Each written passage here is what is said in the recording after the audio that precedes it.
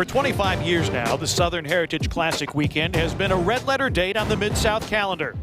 It's a weekend filled with music, food, friendship, and it all culminates with football. Tonight, two of the top programs in HBCU football put their rankings and regional bragging rights on the line under the lights at the Liberty Bowl. Jackson State and Tennessee State. It's next on Sports South.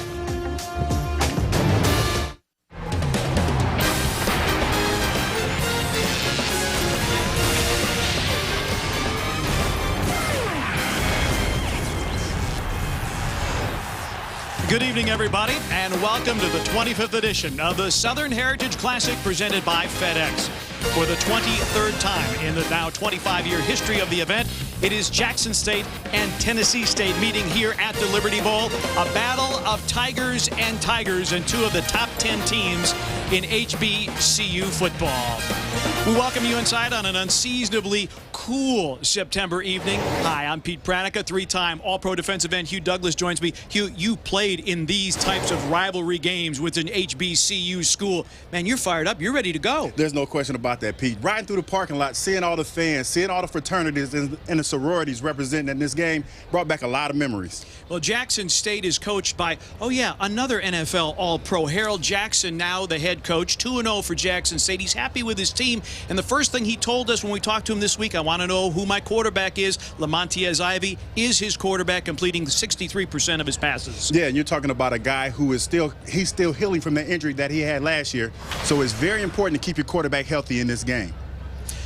Lamontiez Ivy fractured his ankle in the opener against Tulane a year ago, didn't play the rest of last year, but he's 2-0 as a starter this year. For Tennessee State, the quarterback picture is a little murkier. Mike German threw 13 touchdowns a year ago without an interception, already 5 INTs this year. Yeah, it's gotten off to a slow start, and he's a guy that you're looking to come out, and he's going to have a good game, and he's going to have to put that last game behind him. Well, there is news from Tennessee State. Ronald Butler, who had been suspended for the first 2 games of this season due to violation of team rules, is available to play tonight. Now, both Butler and German split time in this game a year ago. We may see that same scenario tonight. There's no question about that. And Ronald Butler puts me in the mind of a Russell Wilson type quarterback. What I mean by that, he moves around a lot. He can throw the ball on the run. So look for them to maybe put a little wrinkle in the game early on. If you like offensive football, the Southern Heritage Classic is where you want to be. Both of these teams averaging right around 40 points per game this season. The kickoff is next from Memphis.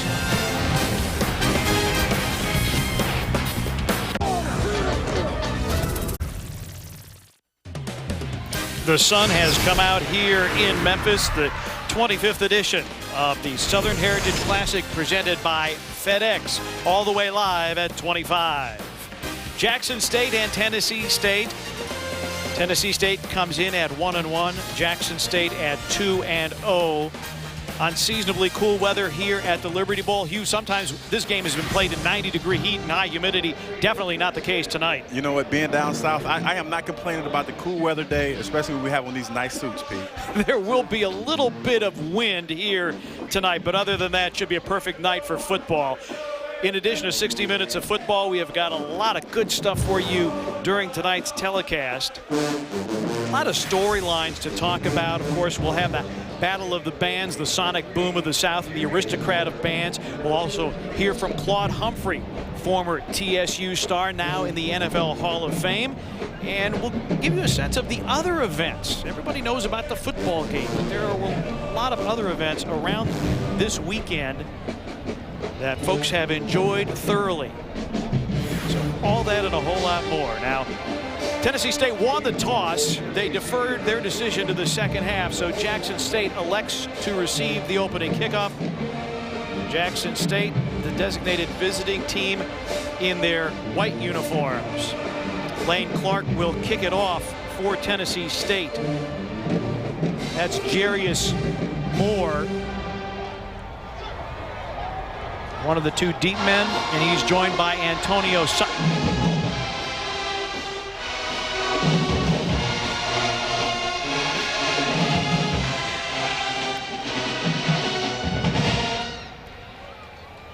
Lane, a freshman kicker. Jamin Godfrey, a record-setting place kicker for Tennessee State a year ago, has graduated, and the kicking game has been a bit of an issue for Tennessee State. There's Lane Clark. Cameron Carter has been handling the placements, and he has struggled. Clark's got a bigger leg and so therefore handles the kickoff duties.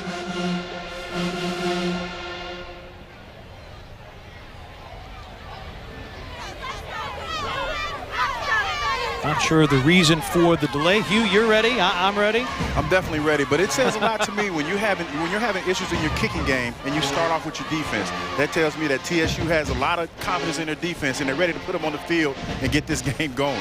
Now, Tennessee State had a field goal blocked and returned for a touchdown last week, and part of the reason they ended up losing at Alabama State 27-21. But it's been slow starts that have hampered Tennessee State.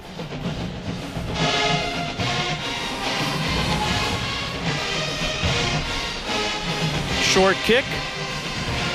Moore takes it and finds his way to the 28-yard line.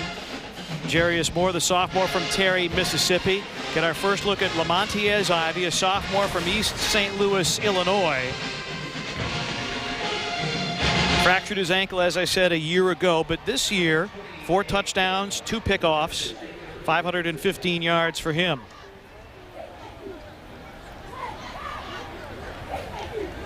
Both these teams, Hugh, like to throw the ball. 4 wideouts on this first down play for Jackson State. Ivy felt pressure and threw it into the ground. On the first pass of the game, number 9, Chris Sanders McCullum was out there. Nick Thrasher, the middle linebacker, was out there defending. So Ivy does not have experience playing in this game. And Hugh, this is a rivalry game. Both these teams know how important it is, as Ivy comes out to the near side and dropped at the 34-yard line. Is Michael Perkins. Perkins getting a start tonight in place of Tobias Singleton. He's a redshirt senior from Valparaiso, Indiana. Looks like they're already trying to get the game started with the up-tempo kind of offense. And they're like they're getting ready to get right back at it. Pickup of 6, 3rd down and 4. J-State converting 46% of their 3rd downs so far this season. Ivy back on 3 in the out pattern. Well overthrown, intended for Deshaun McKenzie. Good series for the Tennessee State defense. It's obvious that Jackson State's coming out. They're trying to get an up-tempo offense. They're trying to get the game going fast. But for Ivy, he's just not getting it started. They're probably going to have to pull it back a little bit and probably go to the running game in the next series. Well, we talked to Justin Roberts, the defensive coordinator for Tennessee State. He said the goal is to get 5 or 6 3-and-outs. They've got 1 on the board already. Darcy Williamson out of Australia to do the punting. Deontay Saunders is back at his own 25 to accept the punt. Saunders, a senior from DeLand, Florida. He's a lockdown corner and a dangerous return man as well.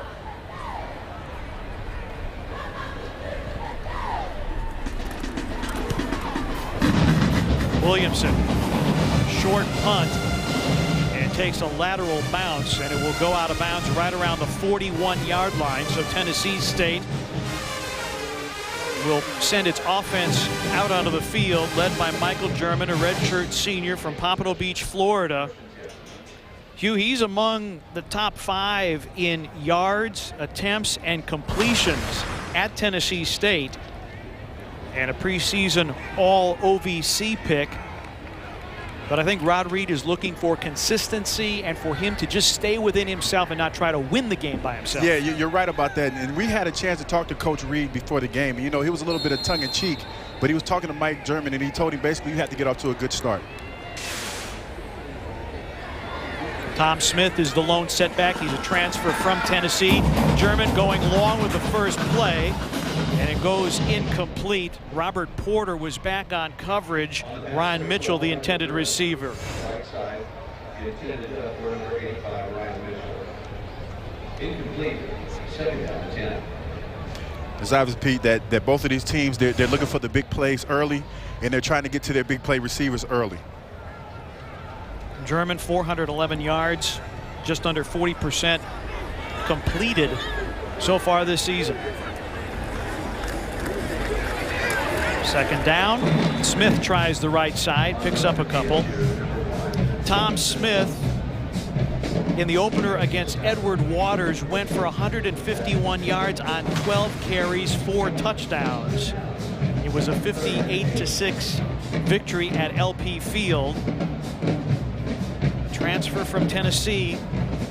And Rod Reed says, we recruit a lot of the same kids that the SEC recruits, and when they don't get playing time, they know that they can come to TSU and get some reps and get some time, and Tom Smith trying to take advantage of it.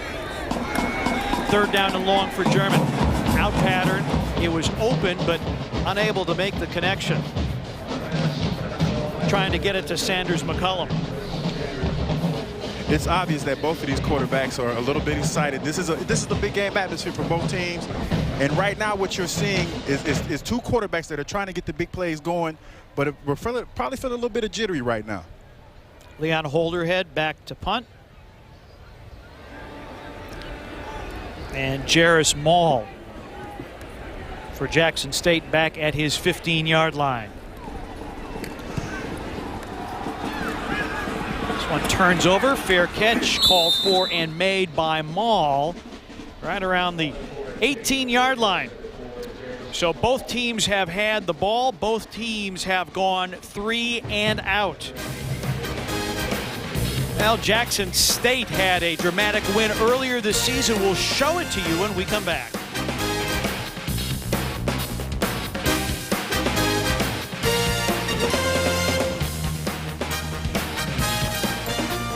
You know what, my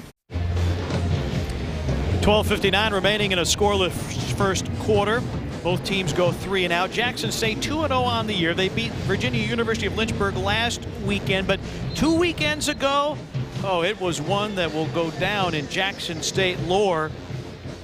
Opener of the season. Deshaun McKenzie's going to haul in this game-winning touchdown from Ivy Lamontiez in the final seconds. Jackson State wins it 22-17 over Florida A&M in the season opener. Harold Jackson, who caught his fair share of touchdowns as an NFL receiver, gets his first career win as a head coach. It was also Ivy's first touchdown pass.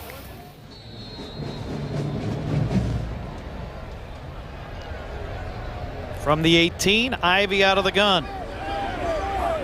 Keem Sims will take the handoff, and Nick Thrasher meets him at the 21-yard line. Harold Jackson, 5-time Pro Bowler as a wide receiver, a Jackson State alum, all SWAC receiver when he was with the Tigers.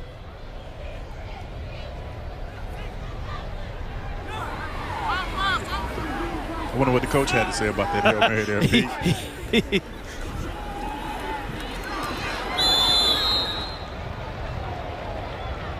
That pass is going to be ruled incomplete. It was intended for Deshaun McKenzie, and what's ironic about that, McKenzie caught that Hail Mary, and offensive coordinator Timmy Chang put him in at the very last minute. And McKenzie, I don't know if he was the intended target or not, as you saw on the flashback, that ball pinballed around quite a bit. Couldn't have drew that play up any better. Third down and long for Ivy. Good protection. And in and out of the hands of the intended receiver, Daniel Williams. And both of these teams, Hugh, talked to us during the week about the necessity of being better with ball security. Too many drops for both teams. Yeah, there's no question about that. You look at this, the quarterback sees the receiver open. Listen, when the ball hits you in the hands as a receiver, you have to catch that football. Just seems to me like these guys are a little bit jittery. They know how big this game is, and they just have to calm down. So 2 3 and outs for Harold Jackson's Tigers. Williamson back to punt, and Saunders back at his own 40-yard line. And this is not a good punt. Takes a Tennessee State bounce, and Tennessee State will have it in Jackson State territory at about the 49-yard line. All right, Mr. Douglas, let's take a look at the AutoZone keys to tonight's game. Well, obviously, you have to have, on the Tennessee State side of the ball, Mike German has to have a good game. We talked about it earlier. 5 interceptions already this season in this early season. And now you have the young man looking over his shoulder, Ronald Butler. You don't want that in a young quarterback. You have to go out there and you have to get your team involved, and you have to stop throwing so many interceptions. And for Jackson State, Harold Jackson said, we've got to protect Montiez Ivy. There's no question about that. Montiez Ivy is a guy who's still somewhat hobbled from that injury that he had last year. Coach Jackson said when he came in, he was still dealing with that injury. He had to keep his quarterback upright. 3 wide out, seam route in and out of the hands of the intended receiver, Ryan Mitchell, the senior from Johnson City, Tennessee. You know, I got to say, Pete, if I'm Mike German, I'm very upset with my quarterback. You see this seam route is right there, hits the guy in the hands. That's almost, if he catches this ball, Pete, you can almost guarantee a touchdown in this situation. You're not going to get beautiful plays like that often, and when you do, as a receiver, you have to catch those. German 0 for 3 so far. 2nd down and 10 from the 49-yard line. German straight back. And that one incomplete as well. German's pass was intended for Weldon Garlington. Javancy Jones was back in coverage, and they really like Javancy Jones as a linebacker, a sophomore from Macon, Mississippi. He and Arian McCree are real bookends for defensive coordinator Derek Burrows. Yeah, when you look at both of these players, Javancy Jones is a guy that they really, really like, and they're really trying to do a job of keeping him grounded because they know that he has enough potential to play at the next level. 4 wide outs. Tom Smith, the lone setback for Tennessee State. German double clutches, and he is dropped for a loss at his own 42-yard line. Ronald Fuller, the senior from Stafford, Texas, was in on the play. Fuller is an interesting story because last year, Hugh, they flip-flopped him between tight end and defensive end, and he was in on that play. Yeah, you talk about the athletic ability of a young man who can play both positions. That was a good sack by him. The quarterback had to throw that ball away when nobody's there, when nothing's there. So another 3 and out. Maul makes the catch at his own 15-yard line. 4 possessions, 2 by each team. And we're still looking for our first down with 11:20 remaining here in the first quarter at the Liberty Bowl.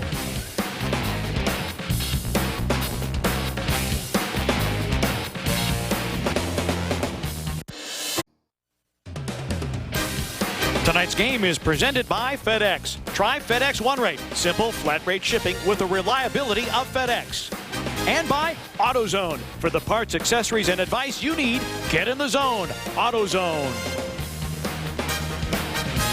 Elvis Presley's old stomping grounds. Graceland, not all that far from where we are at Liberty Bowl Memorial Stadium. Jackson State, Tennessee State, meeting for the 23rd time in this, the 25th Southern Heritage Classic. Here's the all-time series breakdown.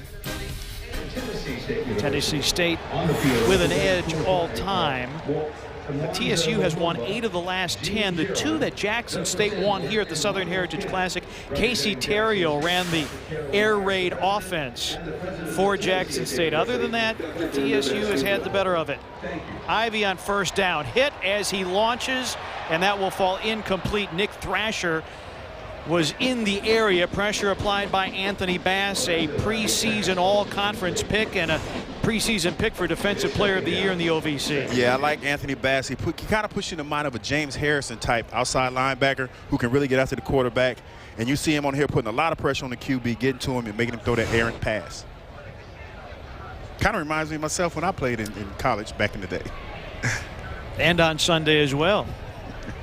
You introduced yourself to a lot of quarterbacks. Yes, I did. 2nd down for Ivy. Inside handoff. And not much there for Moore. Rodney Edwards, sophomore from Gadsden, Alabama. They'll bring up another 3rd down and long. 3rd and 10. Officially 3rd down and 10.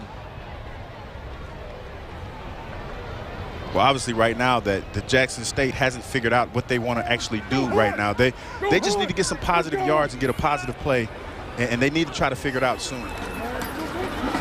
Ivy feels pressure, steps up, and is dragged down at the 13-yard line. Samquan Evans. Ivy looks down the field. He obviously doesn't see anything there. Just trying to turn something positive. This is what you have when you start a game off like this, Pete, and nothing really is really going your way.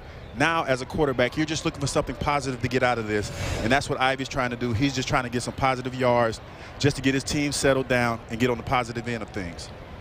Williamson back to punt. Saunders back to return. Saunders from the 48 of Jackson State, dancing, and stays on his feet to about the 46-yard line before he's finally dropped by Willie Bell. Well, both of these teams are in the top 10 in the Boxtorow poll, voted on by the coaches of historically black colleges and universities. Jackson State at 2-0, Tennessee State at 1-1. And for Jackson State, their goal is to get that SWAC championship. They've made it to the championship game. And Harold Jackson says, I'm not here to build a program. I'm here to push us over the top and win that SWAC championship. Meanwhile, Tennessee State a year ago was a national champion for historically black colleges and universities as they finished at 10-4. Run by Tevin Spells, sophomore from Delray Beach, Florida. Pickup of 6 and 2nd down and 4. So TSU there, Hugh, taking a pass on the pass and trying to get their ground game going. Yeah, they came out of the too tight set. Now they're just trying to establish something. And like I said, Pete, just get on the positive side of it. German short drop, timing route. Oh, what a catch! Sanders McCullum. First and goal for TSU on the 4-yard line. Antonio Sutton with a tackle, but a timing route and a sensational play by Sanders McCullum. You see Mike German, he was looking at him all the way, and he threw it only in the spot that he was looking at. As you can see, the defender didn't even know where the ball was at, threw it right in his hands, and he have some positive yards. Great play by Mike German.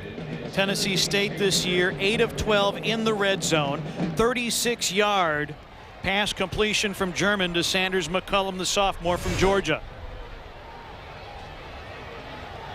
First and goal, Hopkins and Smith, the backfield tandem. Actually, Tevin Spells took the handoff. He's down to the 2, 2nd and goal. I don't know, Pete looked like he got a little bit of a face mask on that when his head whipped around a little bit, but the refs didn't call it. I mean, good run by Spells. Javancy Jones made the tackle.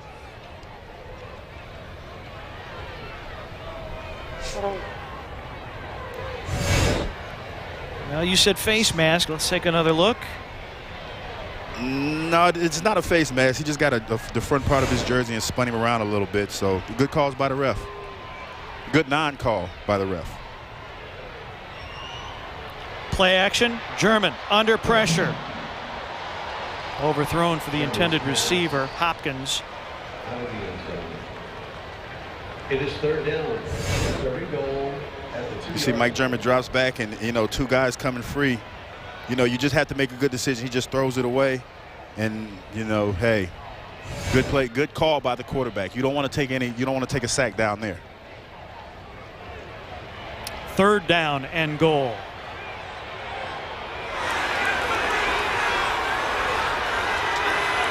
Smith in there with Hopkins. Smith off the right with a convoy into the end zone for the Tennessee State touchdown. His 5th touchdown of the season.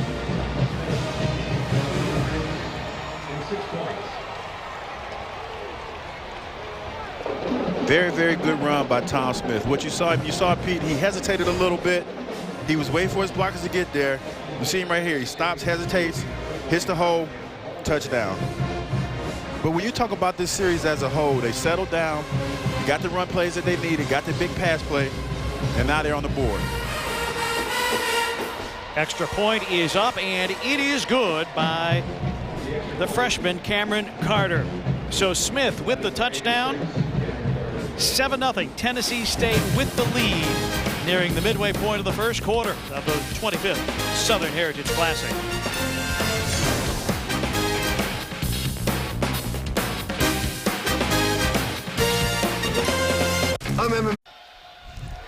Well, some places you do push-ups to celebrate a score. For Tennessee State, the cheerleaders do pull-ups. And they're doing 7 pull-ups right now, courtesy of the touchdown run by Smith. Lane Clark tees it up as we tell you that Tom Smith capped off a 5-play, 46-yard drive that took 1:43. I got to say, Pete, I'm a little impressed with the push-ups, though. I mean, the sit-ups. Pretty tough. Cheerleaders are athletes. Yes, they are.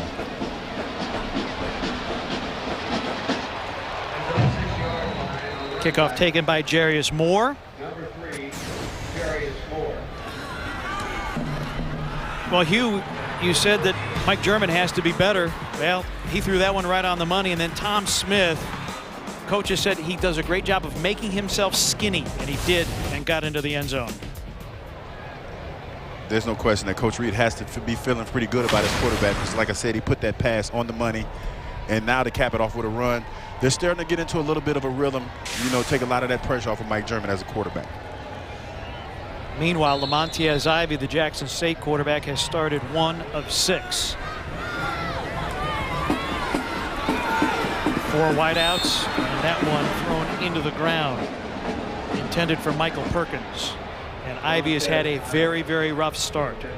We're at Liberty Bowl Memorial Stadium in Memphis, Tennessee. It is the 25th edition of the Southern Heritage Classic presented by FedEx. With 3-time Pro Bowl defensive end Hugh Douglas, I'm Pete Pranica. Glad you are with us for this mid-September tradition. Jackson State and Tennessee State have met in all but 2 of the Southern Heritage Classic games. 7-0 Tennessee State. Tom Smith, 2-yard touchdown run. Second down, Sims sweeps the left and is greeted by a blue wave. Everybody's there. Anthony Bass there leading the charge along with Daniel Fitzpatrick. Number 46.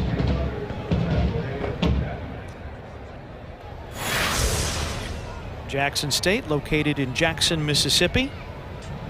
10,000 students and members of the SWAC Conference. Twice in the championship game the last 2 years. 3rd down and 10 for Ivy.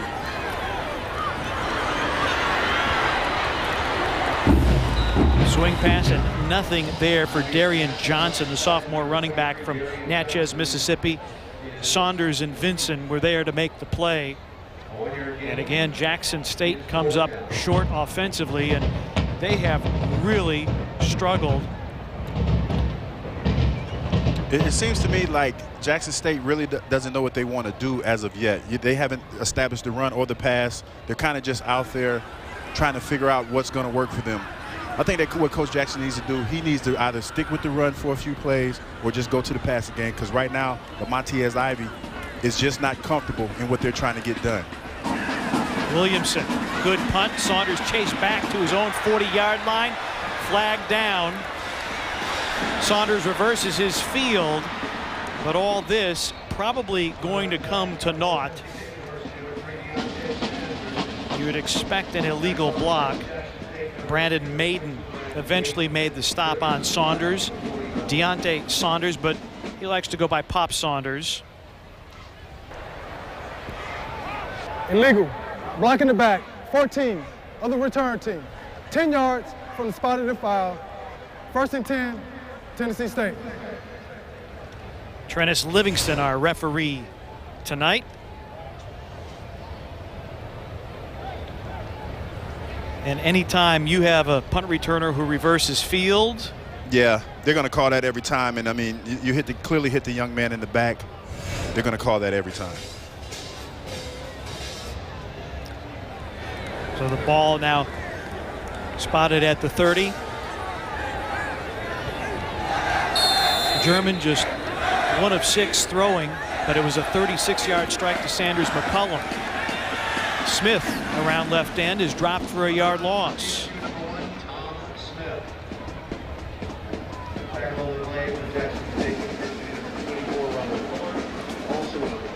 Joshua Edet making the tackle. There's Ronald Butler. He and German split time in this game a year ago, and in fact they split time all season long. Butler missed the first 2 games of the season, violation of team rules. He's available to play tonight. Smith, big hole up the middle. 40, 45 and in space, and now into Jackson State territory. Tumbled down at the 47-yard line. Another strong run from Tom Smith. They're talking about Tom Smith. What I like about this young guy, this young man, and the way that he runs, he waits for his blocker. He cuts it one side. It almost looks like an NFL running back, like Marshawn Lynch or somebody, who waits for the play to develop, cuts it back, and gets some positive yards. And if he'd have cut it back a little bit sooner, maybe he would have been off to the races. 24-yard run. First down for Tennessee State. 4 wideouts for German. He'll swing it out to Smith. Nice cutback gets him to the 40-yard line. Pickup of about 7 on the play. Robert Porter, the junior cornerback, there to make the stop. Coach Reed alluded to the fact that Tom Smith likes to catch the ball out of the backfield, and he's doing a really good job of it so far. Both of these teams said they would go no huddle. TSU does huddle, but it's a pretty quick convocation for this 2nd down and 3 play.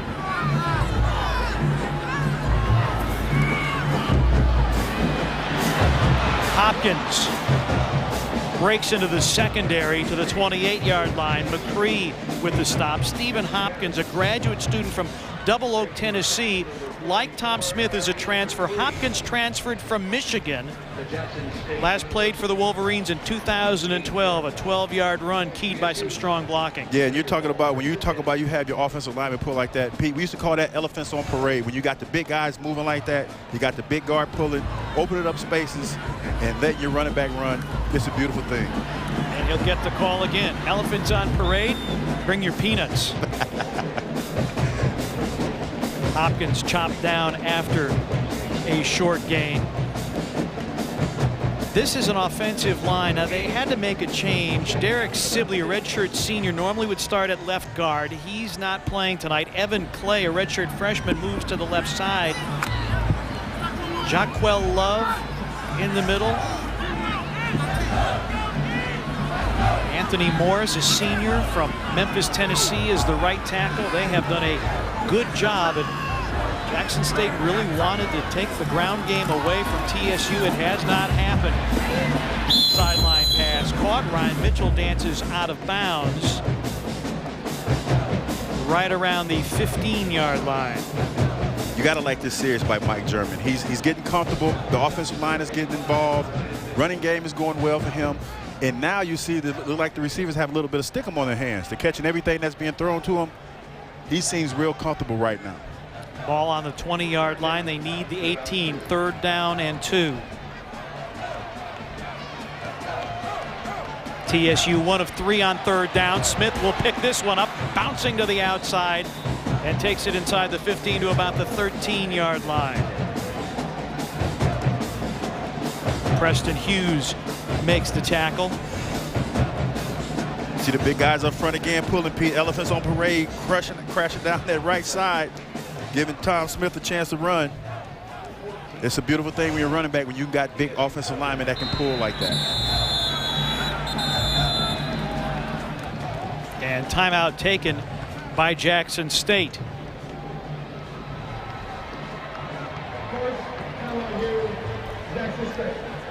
We had told you earlier that Tennessee State has won 8 of the last 10. Last year, the teams met September the 14th.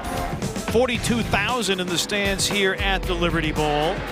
And this was a turnover-filled game. Jackson State gets on the board first. Ryan Griffin intercepting Ronald Butler, takes it to the house, 78-yard pick 6, and Jackson State had a 7-3 lead. But J-State committed 6 turnovers of their own, including 5 INTs. Daniel Fitzpatrick latches onto this one, and he will take it the distance. Tennessee State wins 26-16, and Rod Reed gets the cold and sticky Gatorade bath. Tennessee State, of course, located in Nashville. They play some of their games on campus at Hale Stadium, some at LP Field, and they are members of the Ohio Valley Conference. And Rod Reed just signed a new 5-year contract extension that will keep him in Nashville through at least 2018. And this is a Tennessee State team on his first down play. Caught and spinning down to the goal line. That was close. Jamark Sears, the tight end, redshirt senior from Florida, spins down to just inside the 1-yard line. They have marked him short of the goal line.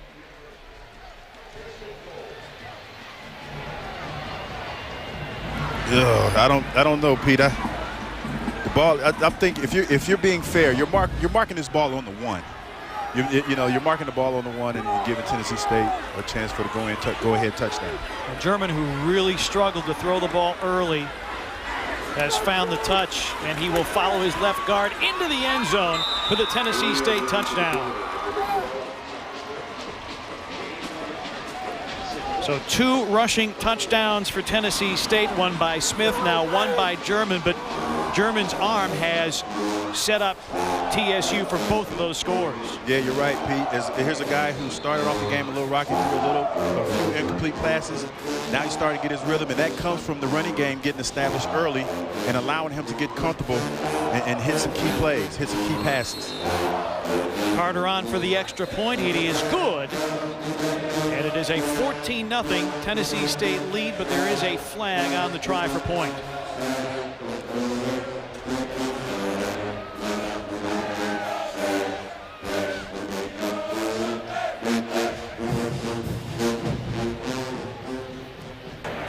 There is no foul on the play for illegal substitution. Retry. Could you explain that to me there, Pete? I'm not sure what the illegal substitution would or would not have been. However, if there is no foul, then there's why are you retrying the point? Exactly.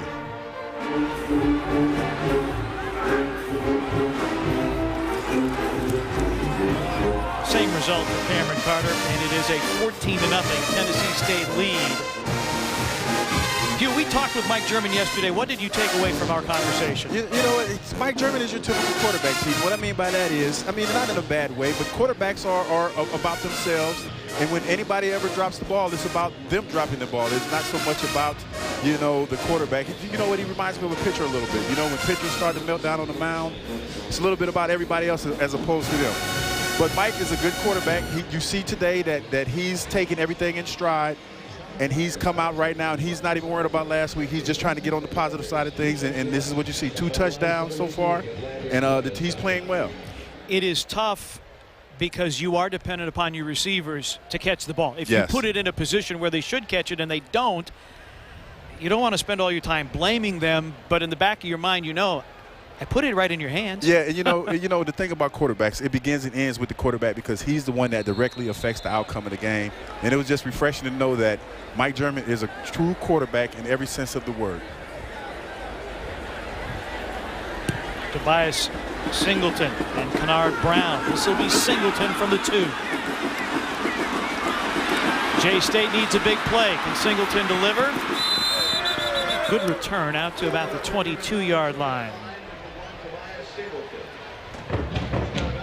Pretty impressive scoring march by Tennessee State.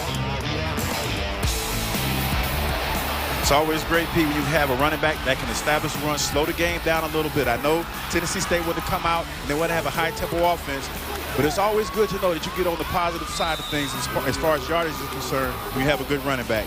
And it allows your quarterback to get comfortable and do what he does best, and that's throw touchdown passes. 70 yards on that drive in 9 plays. Just under 4 minutes. Ivy gets the hook up there to Devin Fosselman. Mike German is explaining just how that scoring drive went down. 3-yard gain, second down and 7. This is a Jackson State team that in the first 2 games averaging 40.5 points per game. Pickup of 3 on the completion to Devin Fosselman.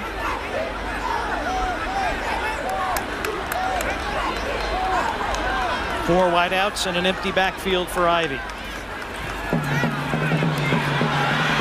Pressure.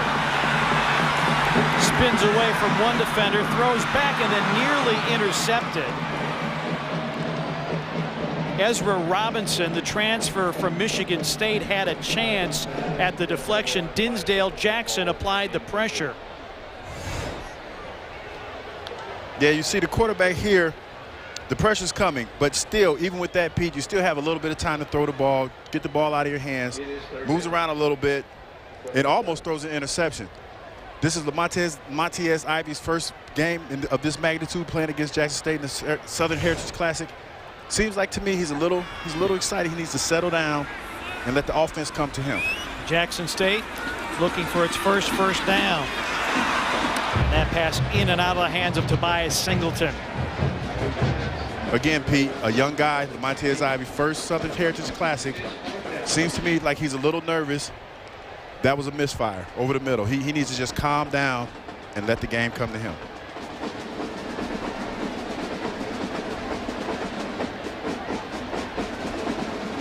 Ivy struggled with his rehab until Harold Jackson says, you know what, I'm going to help you with this, and got him into a program to rehab that fractured ankle.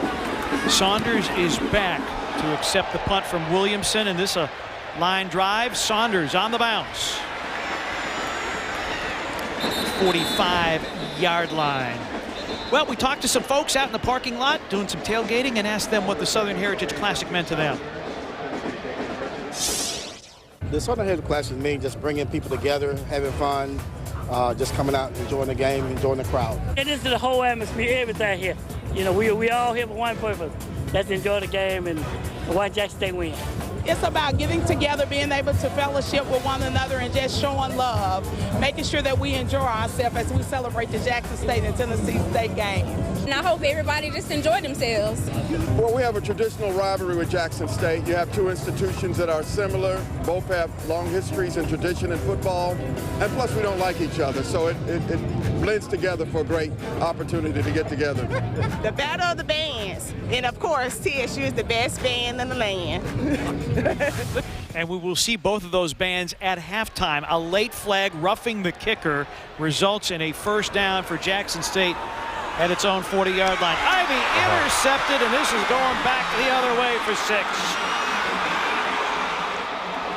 Pick 6 for Pop Saunders. Second interception of the season.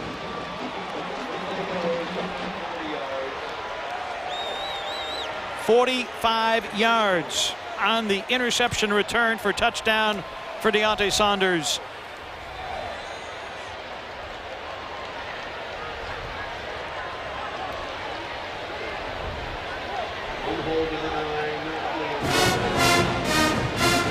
The good fortune for Jackson State, Hugh, did not last for long. No, and you're looking at this is the first down that Jackson State has actually had from the penalty, and you're thinking that they could get on the positive side of things. Unfortunately for Lamontez Ivy, that is not the case.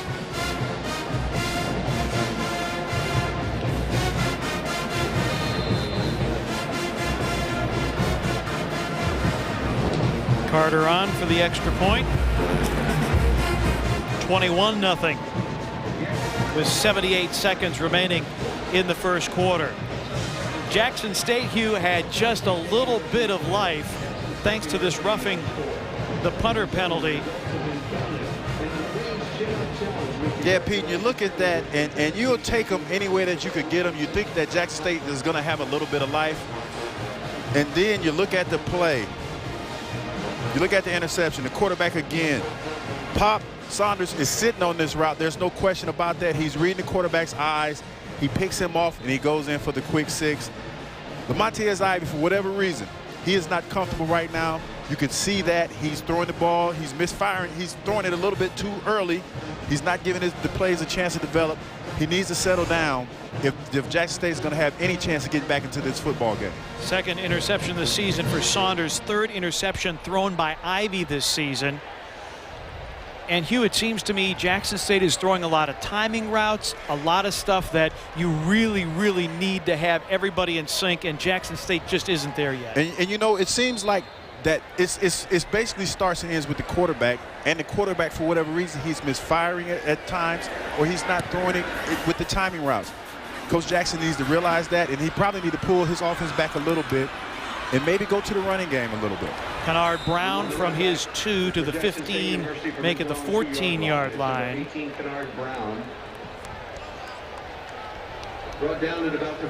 We talked to offensive coordinator Timmy Chang of Jackson State about Lamontiez Ivy. He said Lamontiez is a cerebral quarterback. He is very easy to coach. He is eager to learn. There's Coach Chang, who is a Hal Mumme and June Jones disciple, and those guys love to throw it all over the yard. But it's been a rough go for Ivy so far. 3 of 12 for 9 yards and a pick 6. Skating off the right side to about the 18-yard line is Ivy.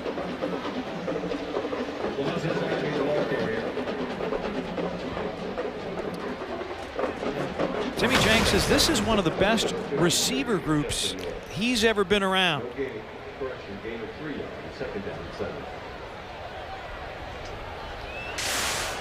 Pickup of 3 on the keeper by Ivy. Delayed handoff for Sims. And Rakeem Sims, who 2 years ago was the leading rusher for Jackson State, has not been a factor so far in this game. Ronnie Vinson with the tackle. Well, it's kind of tough when you're an offense that has really not established what you're going to be. If you're going to run the ball or you're going to pass the ball, it's kind of tough to get anything going when you're not committed to anything. And what you're seeing right now on the Tennessee State side of the ball, they're just pinning their ears back to playing football. They're getting after every play because Coach Jackson, Harold Jackson, has not established anything thus far as run or pass. Final seconds peel off the clock here at the Liberty Bowl. Tennessee State.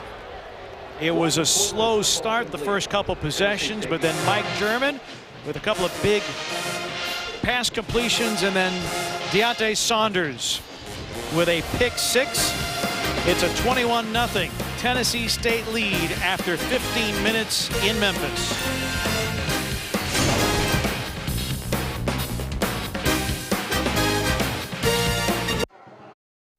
Sun setting in Memphis. It's the Southern Heritage Classic presented by FedEx, all the way live at 25. 15 minutes in the books, and it all belonged to Tennessee State. 21-0 over the Jackson State Tigers. Jackson State 0 for 5 on third down. They have been unable to keep the chains moving. Meanwhile, Tennessee State, after a couple of 3-and-outs, found their offensive footing, outgaining Jackson State 109-13. The one first down for Jackson State came on a roughing the kicker penalty, roughing the punter penalty to be precise, and then on the next play, Lamontiez Ivy threw a pick 6 to Deontay Saunders. Third down. Ivy has to step up against pressure. He won't get away from Nick Thrasher and Ezra Robinson as they combine to take him down for a loss back at the 13. And Lamontiez Ivy's in a tough spot here. You see Tennessee State, they haven't established anything, run or pass. So now Tennessee State tees 4 wides, and they're just getting after the quarterback. And this is what you have. They're just pinning their ears back, getting after it. They're sending all kinds of blitzes at this young quarterback.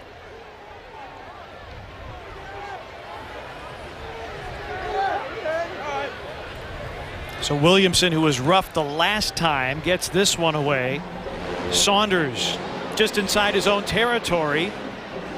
Takes it out at the 35-yard line, and a flag for a late hit. Looks like Willie Bell, the reserve linebacker, escorted him beyond the chalk and into the bench area.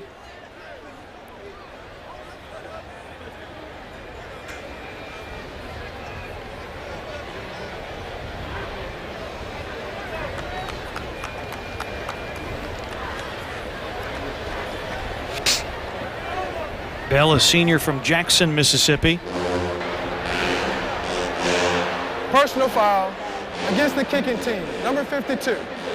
15 yards, automatic, first down.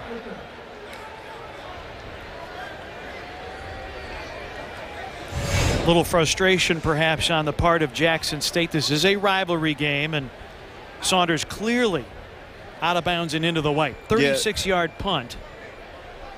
Yeah, it's definitely something that you don't want to happen, but in a game like this, the rivalry, everything's going on. You're just trying to get a spark, and you know sometimes when you do that, you do bonehead plays. But I'm pretty sure Bell was just trying to get the team spark and try to make something happen positive. 1st and 10. Around the right side, Hopkins has the edge, flags all over the field as he got inside the 10-yard line. Preston Hughes in on the play. Well, you talk about net punting. That net field position exchange, a net of 4 yards with the return and the penalty, but we have a penalty that I suspect on Tennessee State here.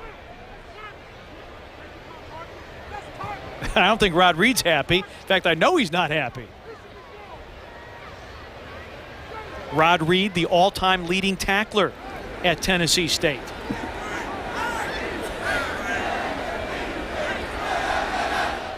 Yeah, coach is definitely not happy about that flag. When you have so many things going right for you there, Pete, you don't want your team. You want your team to stay focused.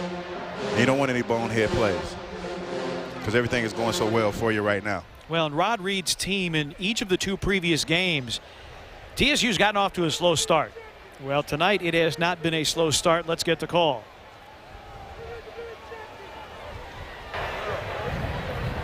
Personal foul, clipping on the defense, number 44. Holding on the offense, number 83. Holding, number 80 of the offense. Those penalties offset, replay, first down. We got a lot of stuff going on. Yeah, I mean that's a little the penalty thing for Tennessee State. I mean, hey, that's a lot of cloth on the field, a lot of cloth.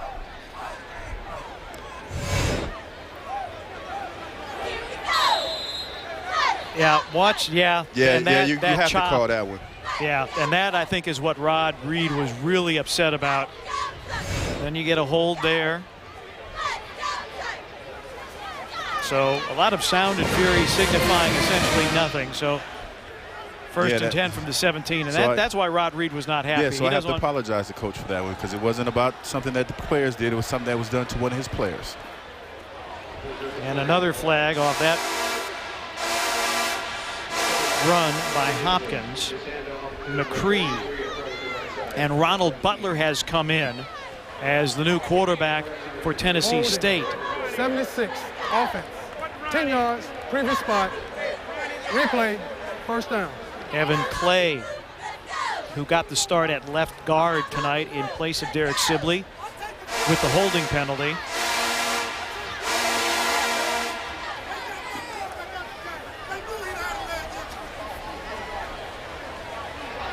So Butler is in. We anticipated that he would play at some point. Remember, he's coming back from a 2-game suspension due to violation of team rules. I'm not sure if that hit on German prompted the substitution mid-drive or not.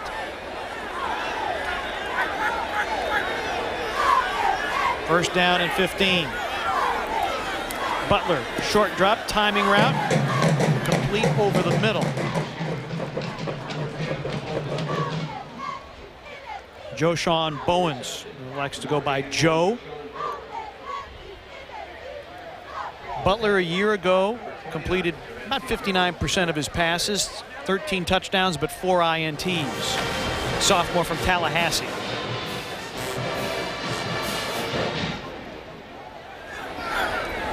Second down and 6 following the 9-yard completion to his tight end Bowens. Martine Stevenson. Now did the ball come out?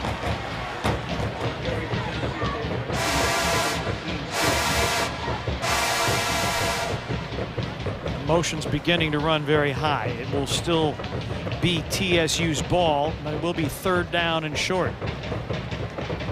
There's German. And that's why clipping is a penalty. Yeah, it looks like he got a little bit of his ankle getting that tape taken off. You know, the tough part about that, playing a quarterback and you're not accustomed to hitting as much. Those little things that we see that don't look like they're that big of a deal, for a quarterback that's not used to getting hit, they become a huge deal. 3rd down and 2. Smith, who scored one of the 3 TSU touchdowns, is in the backfield. Oh, slant pattern over the middle, complete for the touchdown. Touchdown for D'Antoine O'Neal, sophomore from DeLand, Florida, and Ronald Butler threw it on a rope, and it is 27-0 TSU. And this is where I make the comparisons to the Russell Wilsons. You're talking about throwing it on a rope. Pete, we used to call that throwing on a frozen rope. You look at it, the ball hits the guy in the chest. He has no chance of dropping that football. He drops back, timing route, hits inside, and you have the touchdown. Welcome back, Ronald Butler. PAT is good by Carter. Well, field position has been dominated by TSU, and that personal foul set them up in great position at the 17-yard line, and Butler cashes it in. The touchdown to O'Neal.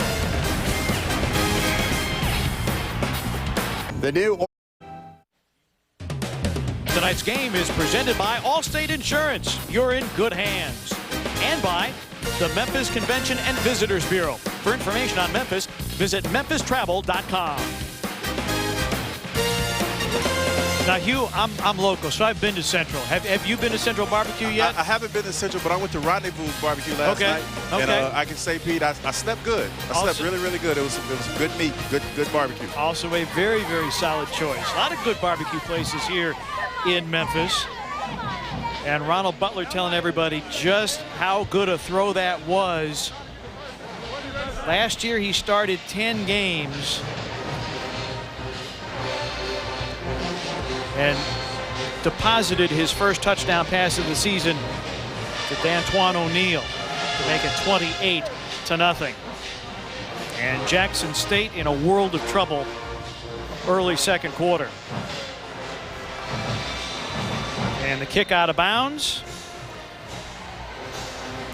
Jackson State needs all the breaks they can get. But Butler was on the OVC all-newcomer team a year ago.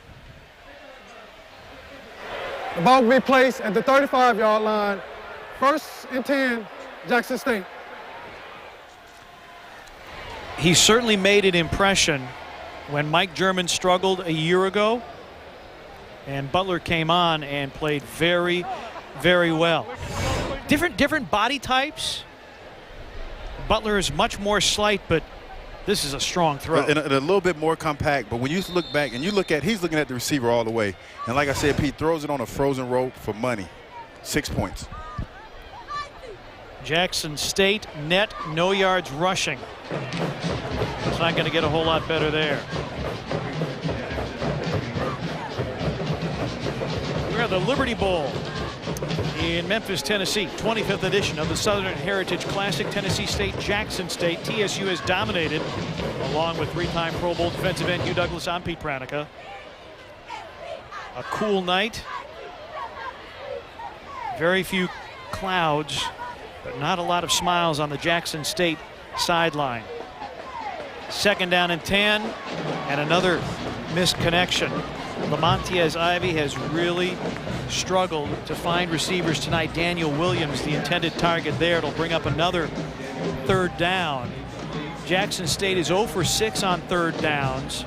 As you look at offensive coordinator Timmy Chang, the only 1st down Jackson State has gotten tonight was on a roughing the punter penalty. And on the next play, Deontay Saunders, a 45-yard pick 6. Ivy will step up, can't get away from Nick Thrasher. Thrasher, I think he was one of those guys who could play on Sunday. Yeah, there's no question about that. Him, and you have the other young man on the other side of the ball, Anthony Bass, that can play. But what you're seeing right now is TSU is basically pinning their ears back and getting after the quarterback.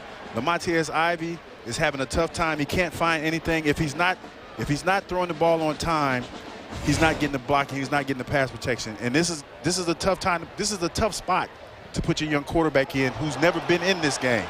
And a bad snap over the head. And an on-the-run punt.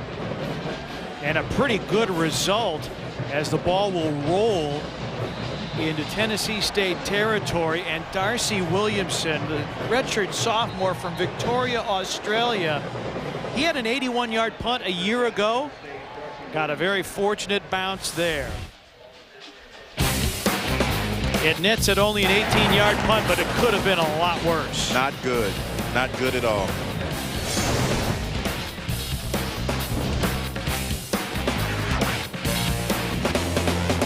It rolls on forever, carving a groove well worn into the world, like a song etched in vinyl.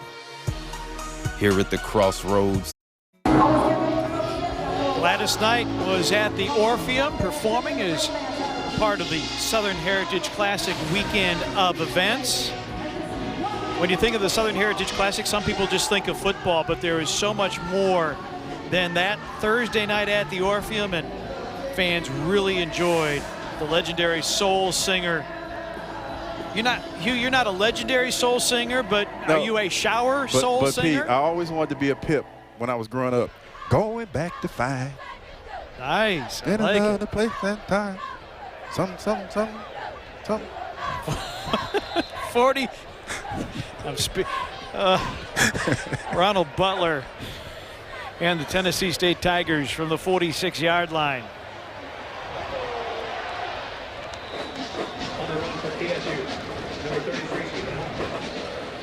Rodney Clark, good straight ahead run. Preston Hughes. We'll have the battle of the bands coming up at halftime.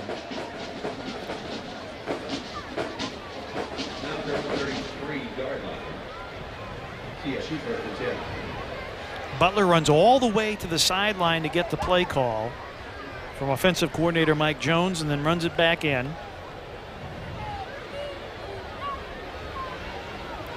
"13 yards on the pickup. It was Stephen Hopkins on that last carry.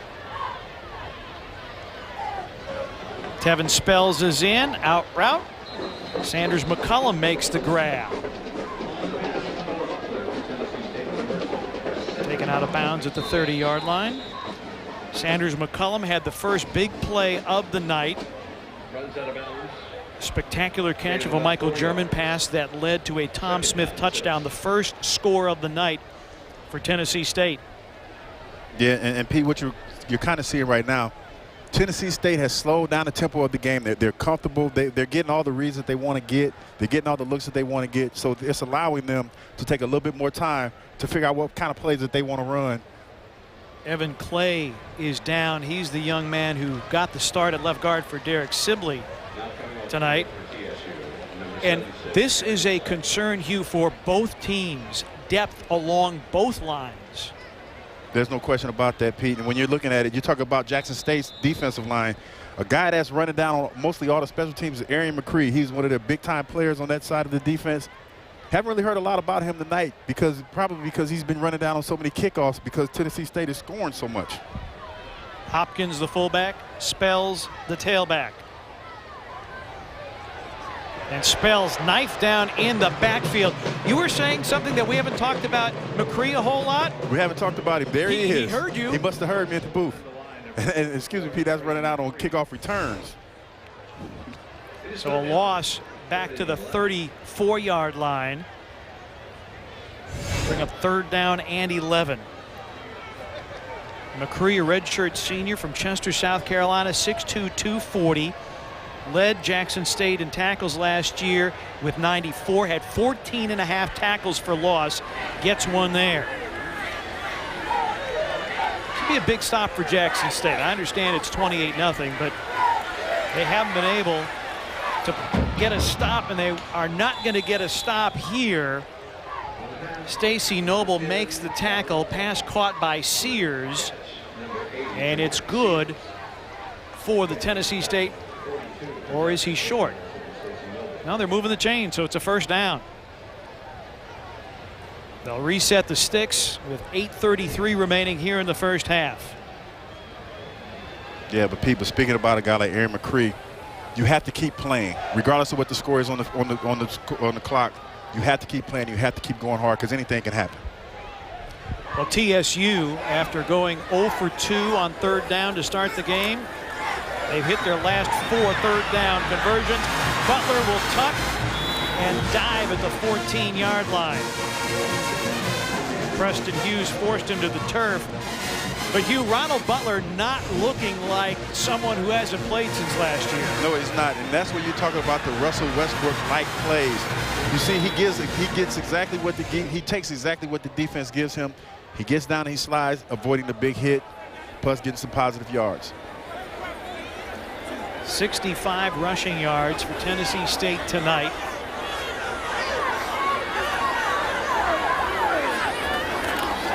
Smith, crease off the left side to about the 12 and near another 1st down, but I think he's going to be about a half-yard short.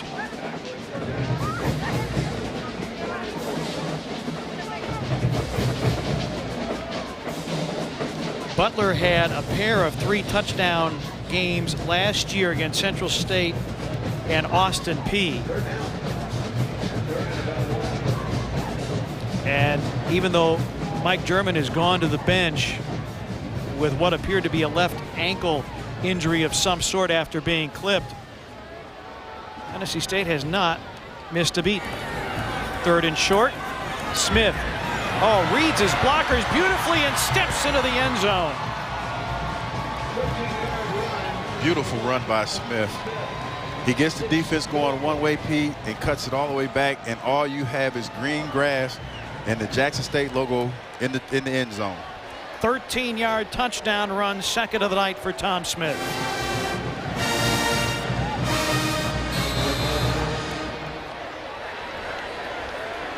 Carter on for the PAT, and the freshman, who has struggled with the kicking game this season, is getting a lot of PAT practice tonight. That one not pretty, but it is between the pipes. It is a 35-0 Tennessee State lead. Now Tennessee State in FCS, they are 22nd overall, and they are flexing their muscles tonight against Jackson State. Let the young man run. The music, the foot tapping, head bobbing. Sun setting here in Memphis. 6 minutes, 46 seconds away from the Battle of the Bands in halftime here at the 25th Annual Southern Heritage Classic presented by FedEx. And it is a Southern Heritage Classic that has been dominated by the team from Tennessee State. Tom Smith, his 2nd touchdown run of the night, 6th of the season. And right now, Jackson State, 7 total yards of offense. Tennessee State, 182.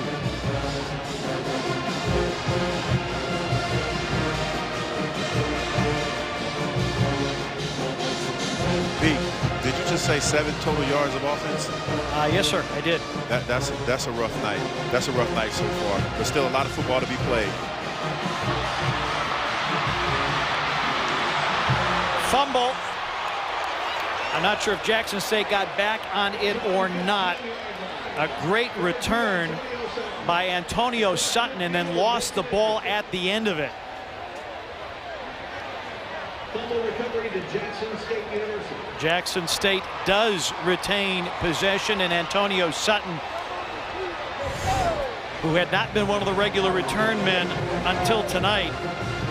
But you see him get good blocking here, finds the seam, gets past the kicker, and now some more misfortune, but luckily for him, they were able to jump back on the ball and keep it with some really, really good field position. In TSU territory. Jackson State has 2 timeouts remaining for Harold Jackson. He said, if we win this game tonight, we're going to put a ring on it, and he meant that he felt a win tonight over this Tennessee State team would propel his team to a SWAC championship. But Lamontiez Ivyhue just has not been accurate, nor has he had time to read the defense. Well, yes, and as you can see, Coach Chang, the offensive coordinator on this play, he's just trying to establish the run game a little bit, give his quarterback a little bit of a breather. That was a great run. That was a great punt return. So now what you're trying to do is just establish something and get some points on the board before the half. Well, Lamontiez Ivy is out. Evan Ingram is in, the senior from Bastrop, Louisiana. 5 games a year ago. Just attempted 31 passes, completed 17 of those. He originally signed with Ole Miss. Sims picked up a couple. He'll get the call here and slips down. It is field turf here at the Liberty Bowl as you get a good look at Ingram. He accounted for 67 touchdowns in his high school career out of Louisiana. This year, 4 of 6 for 29 yards, 1 touchdown, no interceptions. And Jackson State trying to convert here on 3rd down. They are 0 for 7. They need the 32-yard line. Tobias Singleton catches it, but about a yard shy of the marker. You know, the tough part about this one, Pete, is even though it's about a yard shy, it's a positive play. And right now you need something to build upon. You know, Ingram comes in, and he's giving the team a little bit of a spark. So even though it's not a first down, it's a positive play. Ivy out of the ball game, 3 for 13 for 9 yards and threw a pick 6 to Deontay Saunders. 4th down for Jackson State. They're 4 of 5 on 4th down this season. Too many men on the field, looks like, Pete. Late substitution, very late. Yeah, but they got the timeout.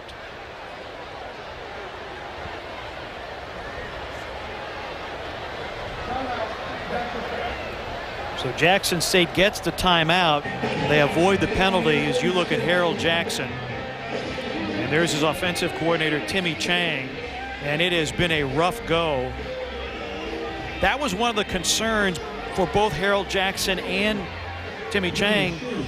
TSU has a very, very disciplined defensive unit. Yes. They were very concerned about what they were going to be able to do against it. And so far, they haven't been able to get much accomplished. Well, it's a little tough to play against a defense when you're only giving them one look. Jackson State has only been in the passing formations thus far. So as a TSU defense, you're looking at that and you're thinking pass, and you're just pinning your ears back and getting after the quarterback. So Jackson State has really put themselves in a little bit of a tough spot going against this Tennessee State defense. Harold Jackson, a 5-time All-Pro. He played with the Eagles, Patriots, Vikings, Seahawks, and yes, with the Los Angeles Rams. That is his card from 1976. Part of my personal collection, and Coach Jackson was good enough to sign it yesterday at walkthrough. A very engaging fella, and somebody that I can imagine as a student athlete you'd want to play for. Low snap, bobbled, and Ingram is swallowed up, and that 4th down play goes absolutely nowhere. Ezra Robinson was there to make the play along with Antavius Williams. You know, Pete, the tough part about that is you had a lot of time to figure out what you wanted to do. And still, this is like a jailbreak. This is what you call a jailbreak. You have 1, 2, 3, 4 blue jerseys all over the place. Bad snap from Jonathan Smith, the redshirt senior. And Coach Jackson is not happy. That's a not happy look. Because it all comes down to execution. There's no question about that. Good snap, maybe you have a chance, but Jonathan Smith is a good center. He was all-conference first team a year ago, and really the stalwart of that offensive line. It just seems to me, Pete, that all throughout this whole game, that Jackson State and their receivers and their offensive line and their head coach, nobody's on the same page right now, and they need to figure it out. You have 4:50 left on the clock in the first half. If you could just get some points, go into the locker room on a positive note, anything can come out of happy at halftime. Harold Jackson, in his NFL playing days, was known as Double O Soul because he was cool under pressure. I wonder how cool under pressure he will be in that Jackson State locker room. Smith with a good crease off the right side, maintains his balance, is out to the 47-yard line, and another Tennessee State first down, but a flag is down. Preston Hughes on the tackle. Holding, offense, 74, 10 yards, previous spot, replay, first down. Kevin Kenton at left guard draws the flag.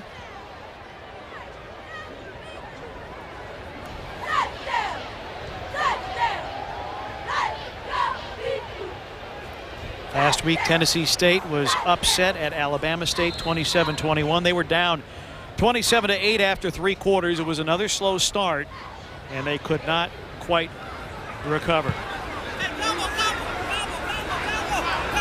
With the penalty, 1st and 14.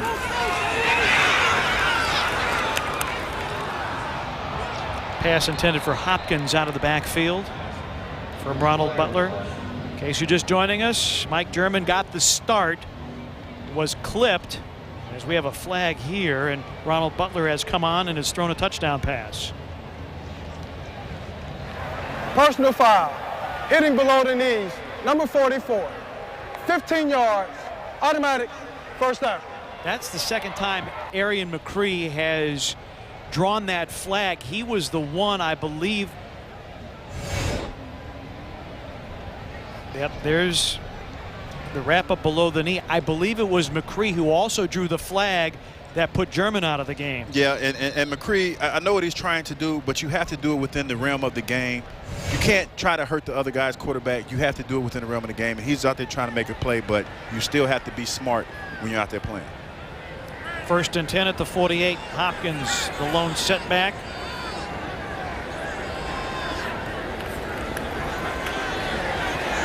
Big hole. Hopkins, 1st down.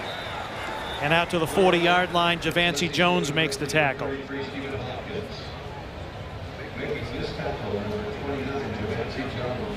We talked about Mike German ending up out of the ball game. He's way out of the play. Yeah. And it is McCree who took him down, and Rod Reed was very, very upset. It was a play on which there were 3 fouls, everything offset, but German went out of the ball game, has not returned. We saw them working on his left ankle, but right now everything is clicking for Ronald Butler and Tennessee State. Hopkins gets back to the line of scrimmage, and that's about it. Preston Hughes again with the tackle. And McCree again goes low on a quarterback. Aaron McCree is the catalyst for this Jackson State defense. He's out there. He sees his team needs a little bit of a spark. He's trying to create a spark, but you don't want to get the reputation of being a dirty player. I don't think he's a dirty player, but also you can't put yourself in positions where you're hitting below the belt and people will label you a dirty player. So, he just has to pull it back a little bit, and he still wants to remain aggressive, but just pull it back. Play action for Butler, buys some time.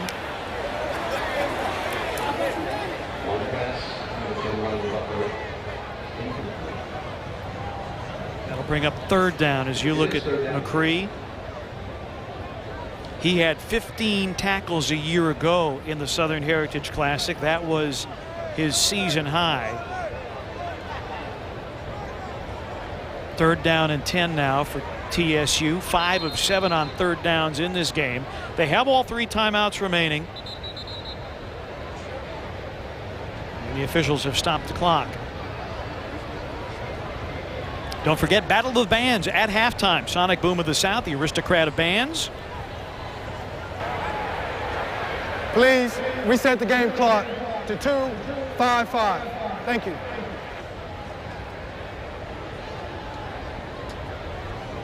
There's the aristocrat of bands and the Sonic Boom of the South. And they put on quite a show. We'll have that, stats and highlights. That's all coming up in about 2 minutes and 55 seconds by the scoreboard clock. Butler, heavy pressure, dragged down. Javancy Jones was the first one to get there. And Keontre Anderson finished him off.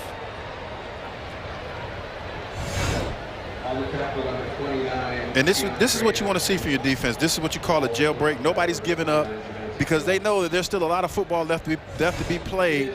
And if you can get anything out of this first half, if you can get 6 points and then the extra point, you still have a chance of winning this football game. So this defense is not giving up, and you have to applaud them for still playing hard, even with the score being what it is. Getting ready for some great marching band music. 2 of the iconic marching bands in college football, about ready to take the field. 35-0. It has been all Tennessee State. Jackson State has struggled mightily to get anything going offensively for Harold Jackson, their new head coach. Now Tennessee State has dominated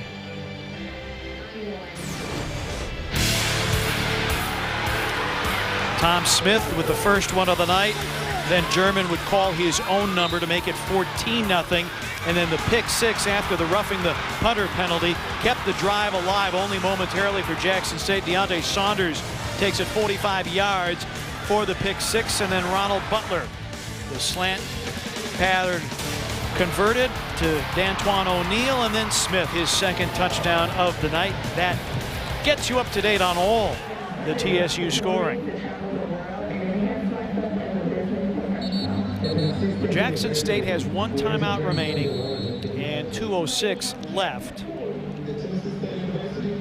but will not figure to have very good field position. Leon Holderhead comes on to punt.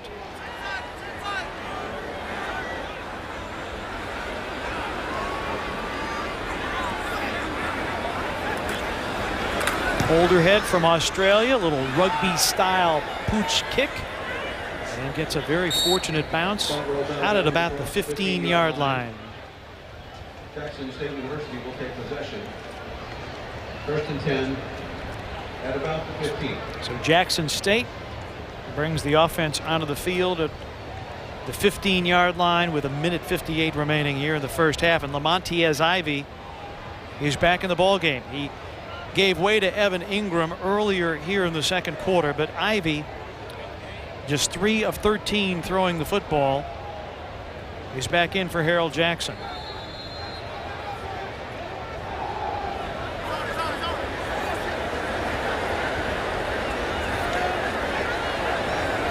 Four wideouts. Ivy steps up, and that will not end well. Guess who? Nick Thrasher, along with Justin North, making the stop. Gain of a couple. Thrasher last year, first team all conference.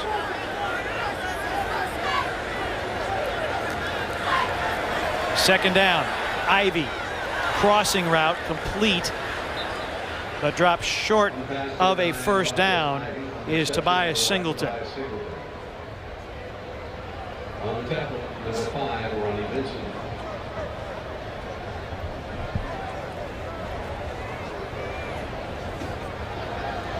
Final 66 seconds here in the first half. Ivy on 3rd and 2. Hit as he throws, and is it intercepted? Yes, it is. Deontay Saunders again. His second interception of the night and third of the season. And the lockdown quarter for Tennessee State has struck again, and Lamontiez Ivy is going to see Pop Saunders in his nightmares tonight. And so with 56 seconds remaining, things have gone from bad to worse for Montez Ivy and the Jackson State Tigers. Tobias Singleton, the intended receiver. Clearly, Saunders able to get it before it hits the ground, and the second interception thrown by Ivy. 1st and 10 from the 30-yard line. Butler steps up and knocked down at the 28-yard line. On the run for TSU, the quarterback is Ronald Butler.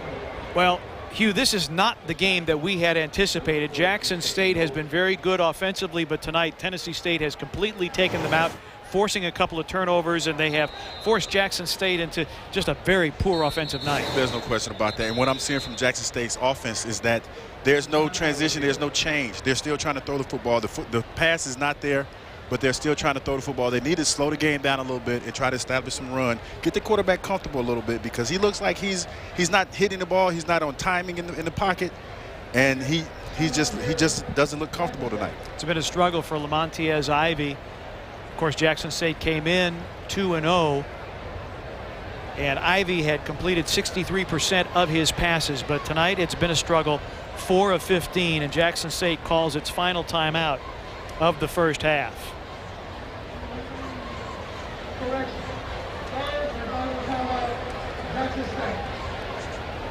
Just trying to, right now, Pete, just trying to figure out something.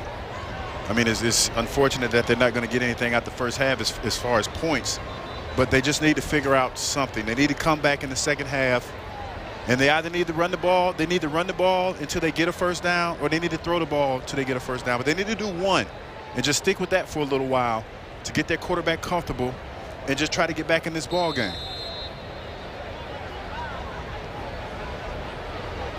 Butler operating from the gun, 2nd down and 8. Quarterback draw, stiff arm, flag has been thrown, and Butler slides down at about the 23-yard line. Butler, the ball carrier on the right side. TSU still has 2 timeouts remaining with 24 seconds left. Holding, offense, number 70, previous spot foul, 10 yards, remain, 2nd down. Robert Myers guilty of the infraction. Battle of the Bands moments away. Our AutoZone halftime 25th Southern Heritage Classic, and it has been all Tennessee State. That holding penalty moving TSU out of field goal range for their freshman kicker Cameron Carter. And that one overthrown, intended for Sanders McCullum. Coverage by Javancy Jones. Pass incomplete. 3rd down.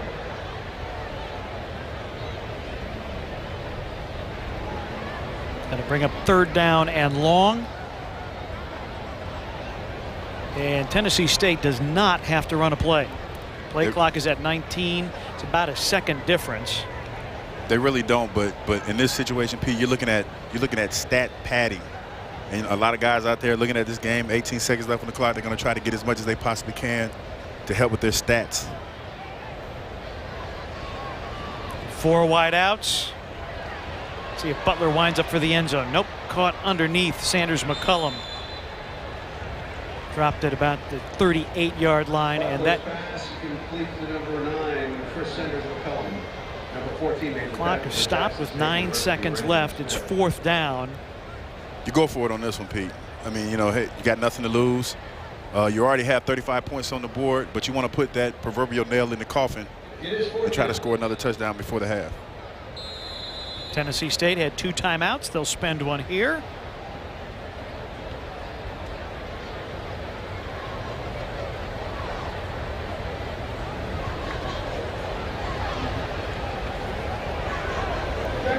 Darrell Jackson meets with his defense. He got his first career head coaching win via Hail Mary a couple of weekends ago.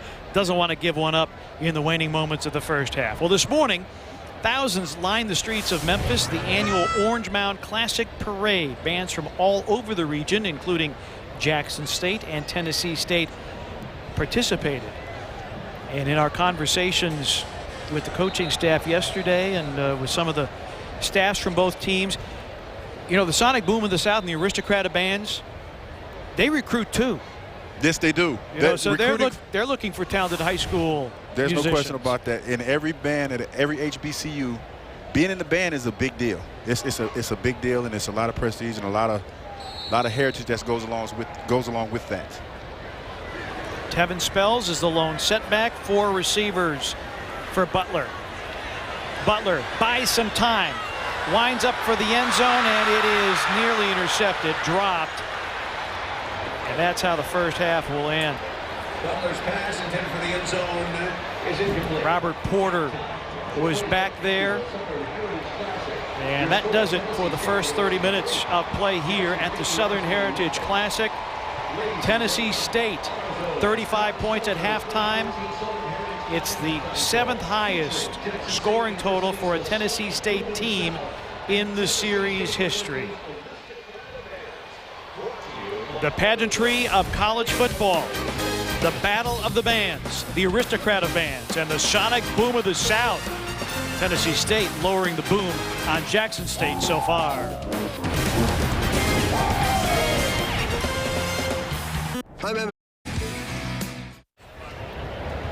The number 22 team in the football championship subdivision coaches poll, Tennessee State, leading Jackson State 35-0 as we tip off the AutoZone halftime show. And we introduce to you the Jackson State University Marching Band. They're known as the Sonic Boom of the South. They're known for their intricate precision marching. For 25 years. They perform for the halftimes of the Falcons, the Lions, the Bengals, and the New Orleans Saints. They perform for the nationally televised Motown's 30th anniversary celebration and at the 34th annual NAACP Image Awards. And they were joined for that by Cedric the Entertainer. Ladies and gentlemen, we introduce you to the Sonic Boom of the South. Sit back and enjoy the Jackson State University Marching Band. Georgia, and Quincy, Mr. J. State Harris, a senior from Jackson.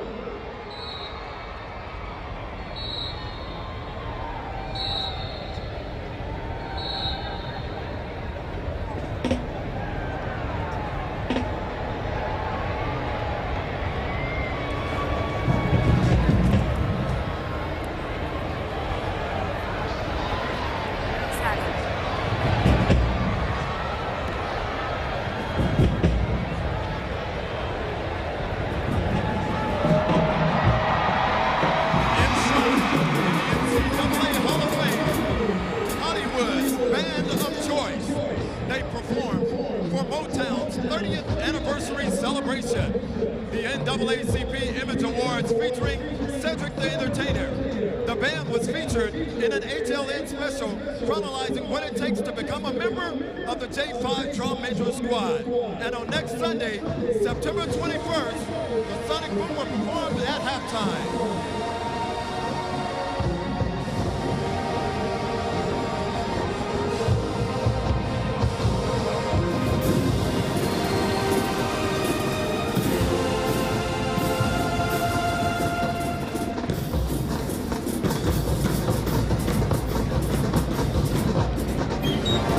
Check out the Sonic Boom as they perform the legendary R&D tune Earth, Wind, and Fire, Sing a Song.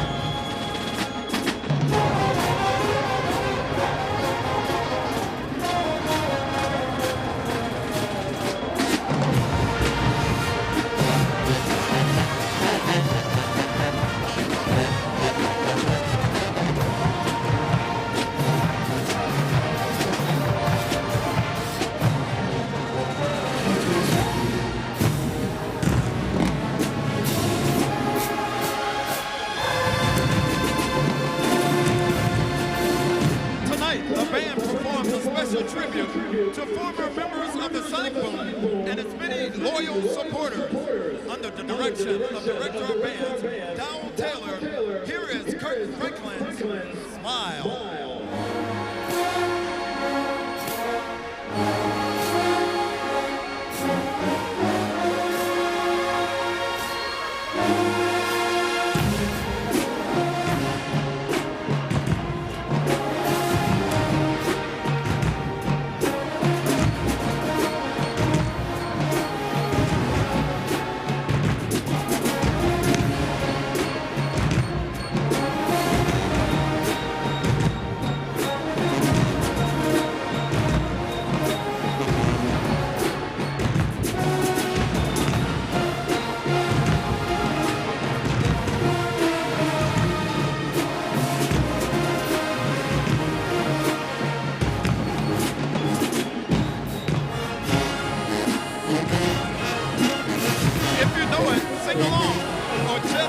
by the beautiful stereophonic surround sound of the boom.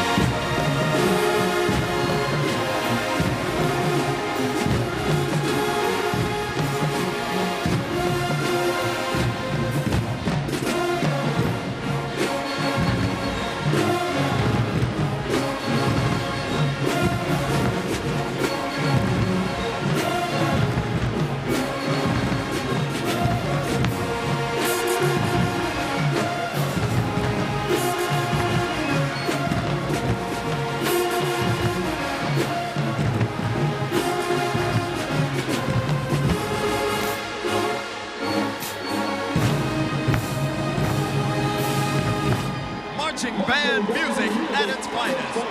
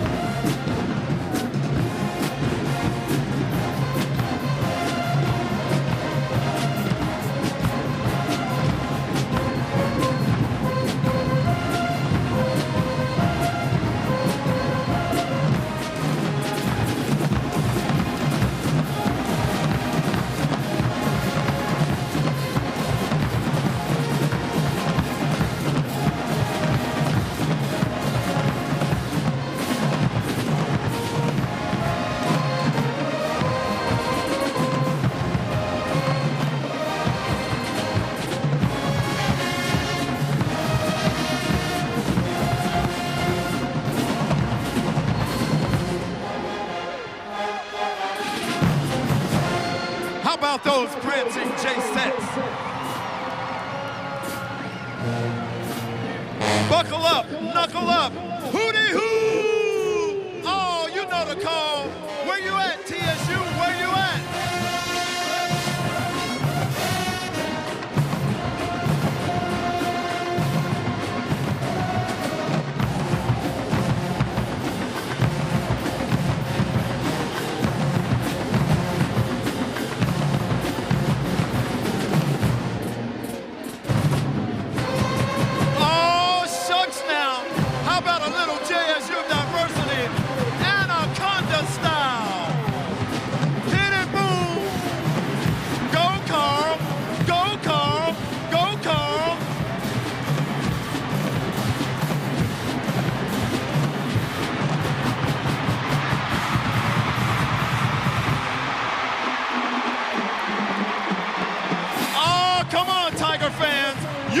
Time it is.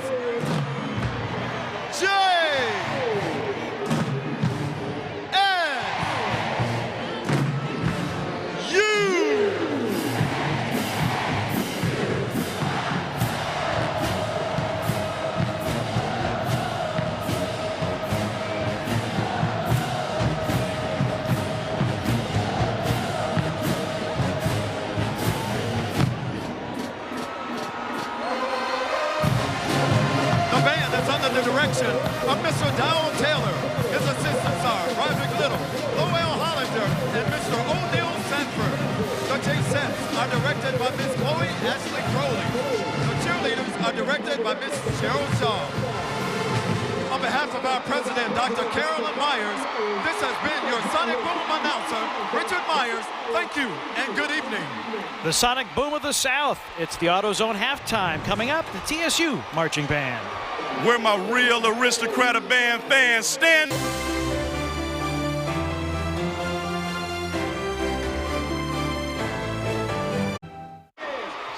It's the AutoZone halftime show from the Liberty Bowl in Memphis, Tennessee.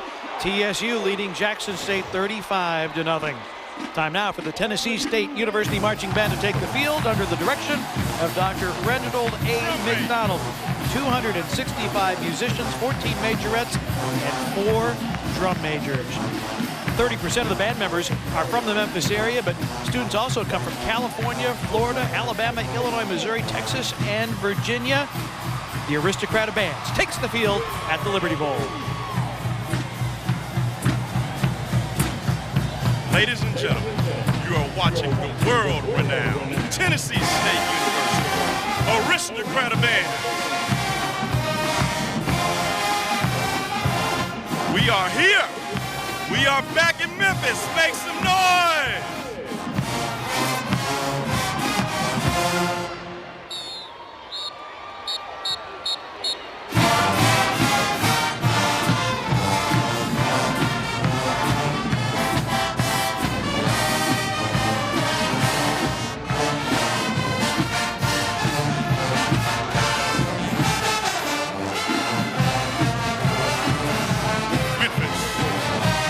Showing our love for the 25th annual Southern Heritage Classic. Love never felt so good. It's good to see all our friends from Nashville, Tennessee. All our friends from Jackson, Mississippi.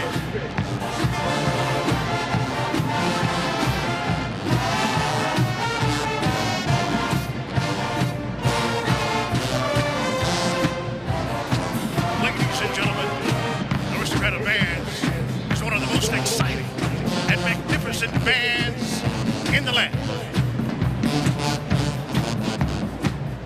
Mike, Justin,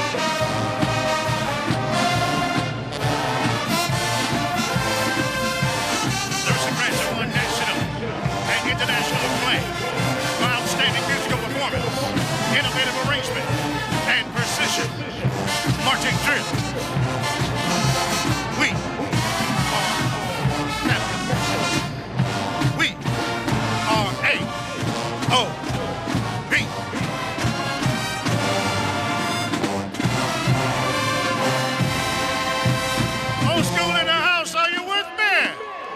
Remember Bobby Womack, if you think you're lonely now.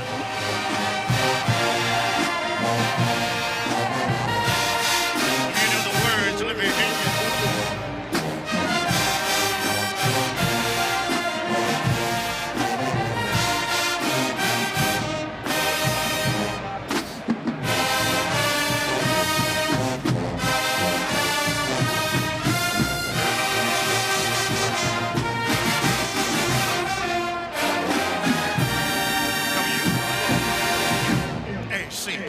Rock and Roll Hall of Famer, Bobby Womack. If you think you're lonely now. AOB, often imitated, but we can't be duplicated. We do it better.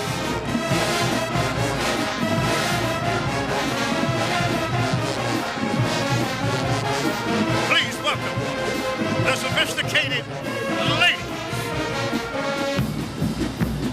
What about your friends? AOB?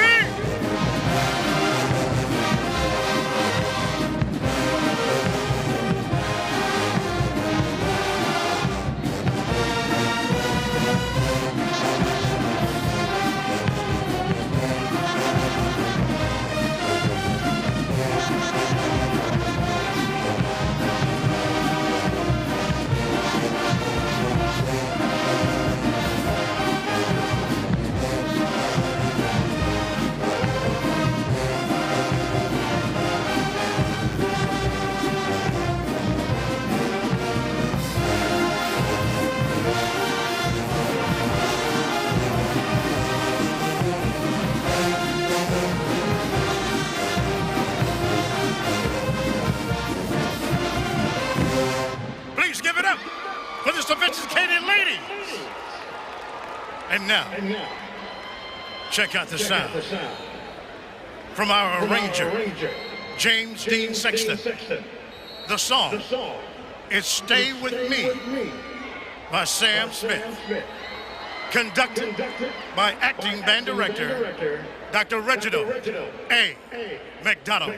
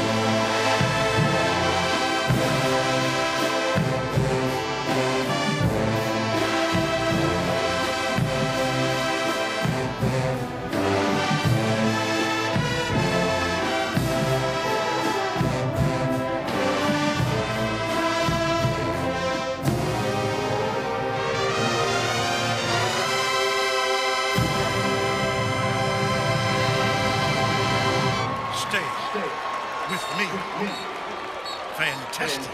AOB, you know what time it is. It's time to get it in. Turn up. Let's show everyone how we do it. JD, turn down for what? We showed up to show out. Let's get down, AOB.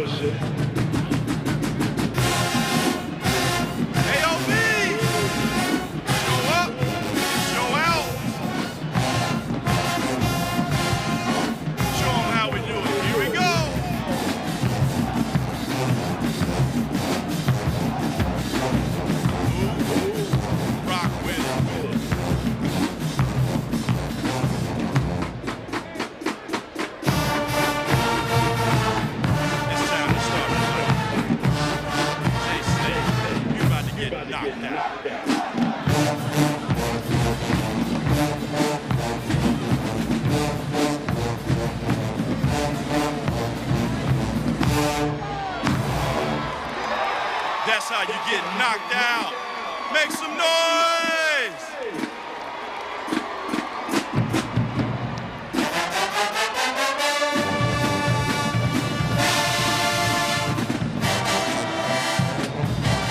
Hey everybody, it's selfie time with the Aristocrat Band. We need you to take the microphone out now. Team and Troy, make some noise!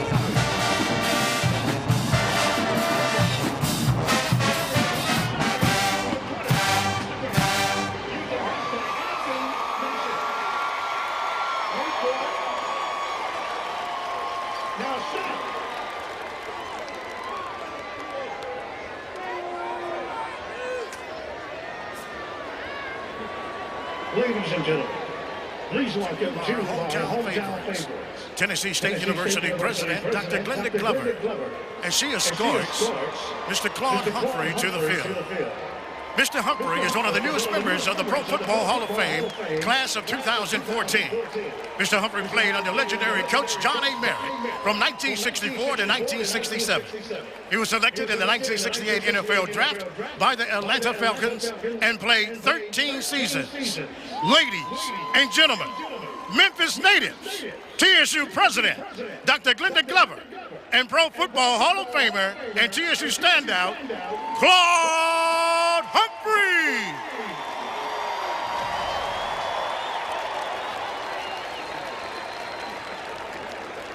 Now who's got the best band in the land?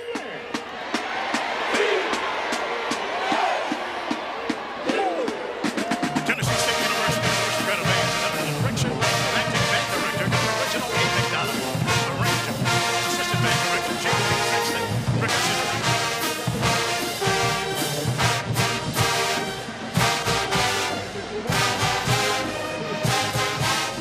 Aristocrat of bands finishing up its performance as part of the AutoZone halftime. Third quarter straight ahead, TSU up 35. It rolls on forever, carving a groove well worn into the world, like a song etched in vinyl. Here at the crossroads, history is made, not by worrying about what you don't have, but by taking care of business with what you do. The stage is set. This is Memphis. This is the comeback.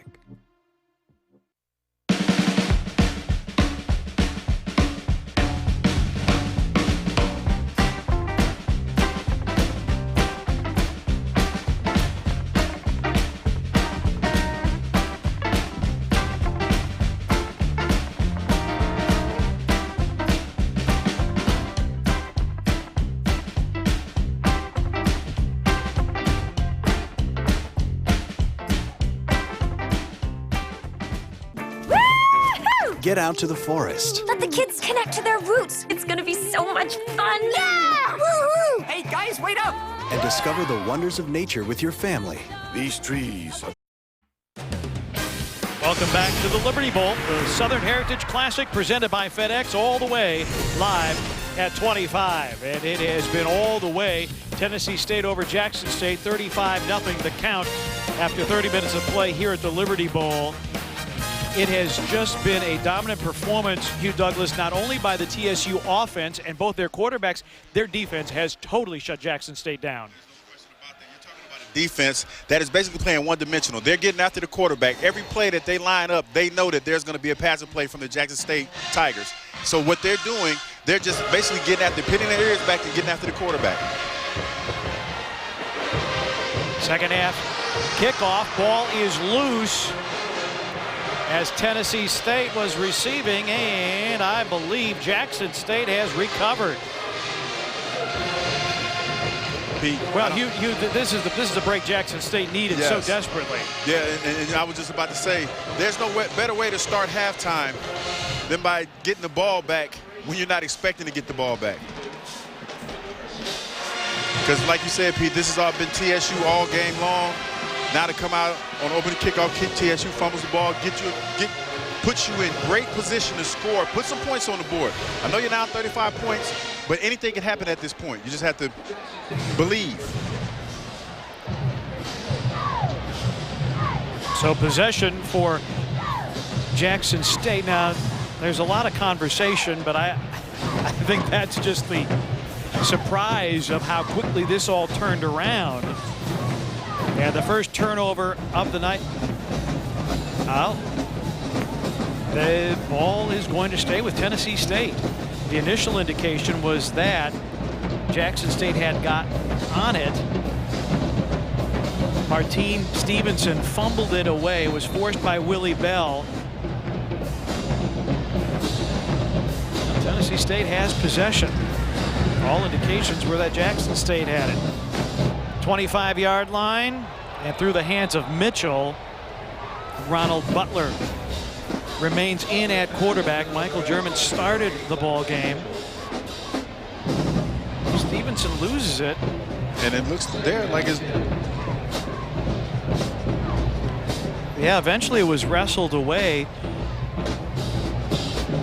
Looks like Greg White eventually came up with it. Well, you're talking about everything's going right for Tennessee State right about now. Second down. Smith trying to pick his way. Can't make his way against Cornelius Henderson in the middle of that defensive line. Tom Smith already 2 touchdowns on the night. There's Henderson, sophomore from Duncanville, Texas.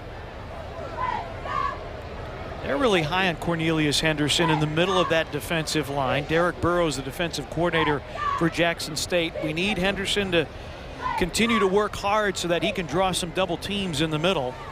Yeah, he's still somewhat of a young guy, 6'3", 304 sophomore. They're just trying to keep him grounded and get him to learn how to play the position just a little bit better. But a good start so far. 3rd and long for Butler, and miscommunication with Sanders McCollum. And so a 3 and out for TSU.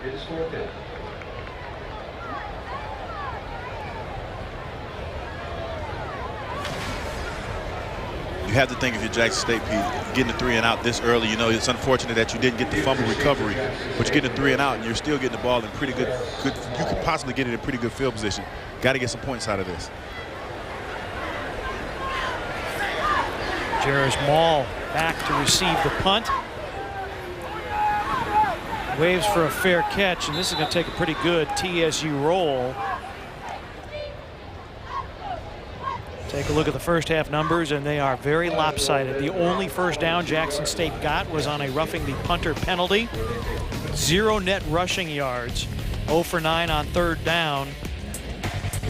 Tennessee State dominating time of possession, and sometimes cue a misleading stat, but tonight it tells the story as much as anything. And Lamontiez Ivy, who struggled 4 for 15 in the first half.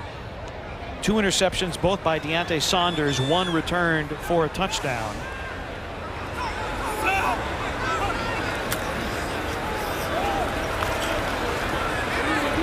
Handoff up the middle to Darian Johnson, stopped by Nick Thrasher. Johnson, a sophomore from Natchez, Mississippi. Number 42, Nick Thrasher, also number 93, St. Paul Evansburg. It's his 3rd carry of the season. Correction, 2-yard gain, 2nd down and 8. 2nd down and 8.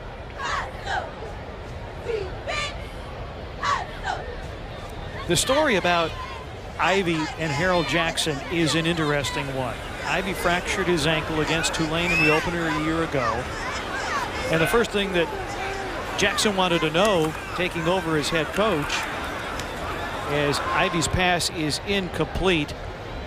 It was intended for Fosselman, defended by Ronnie Vincent. He said, I want to know about the condition of my quarterback. And when he saw Ivy, that he was still hobbling around after surgery, he says, you know, what's your rehab?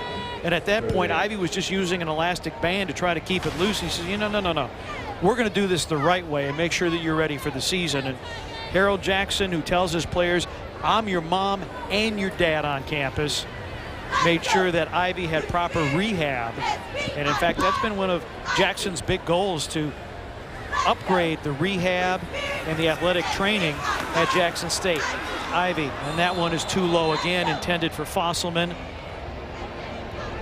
That'll bring up 4th down. But as you know, with colleges being so competitive now, that is very important that your team is getting the right kind of nutrition and the right kind of treatment. And when you're coming in, and he said, like Coach Jackson said, 8 months in, this is a young man that was still kind of limping from this surgery that he's had, and he's supposed to be healing.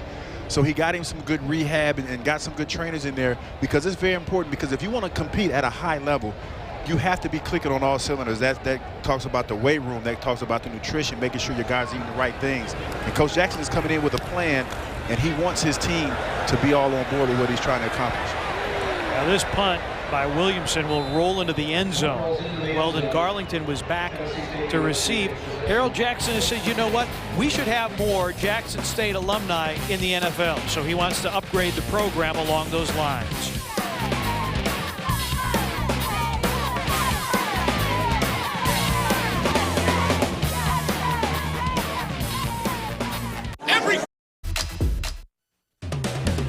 Tonight's game is presented by AutoZone.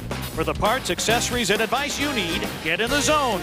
AutoZone. And by FedEx. Try FedEx One Rate. Simple, flat rate shipping with the reliability of FedEx.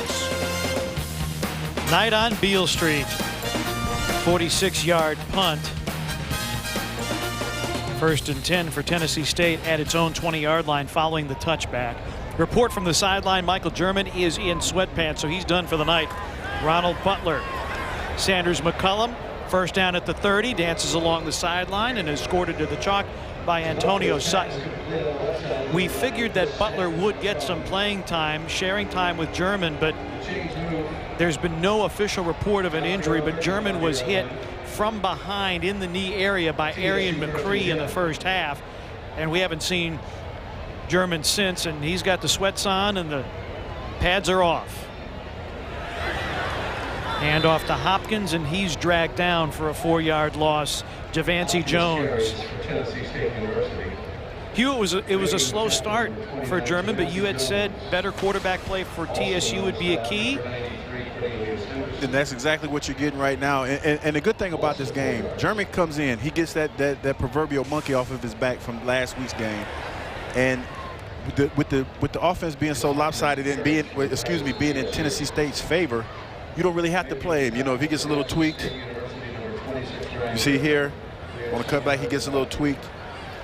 Didn't look that bad, but like I said, when you have a quarterback who doesn't really get hit a lot, you know, you just want to, you know, make sure that, you know, you take care of your guy. This game, right now, we have an injured player on the field.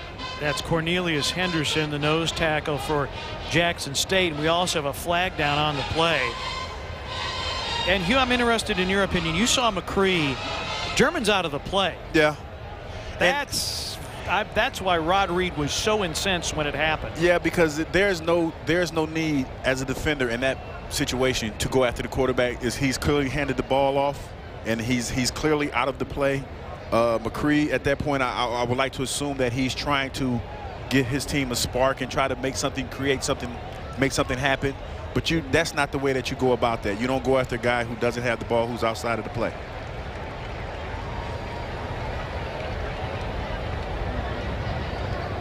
Get the call on the flag.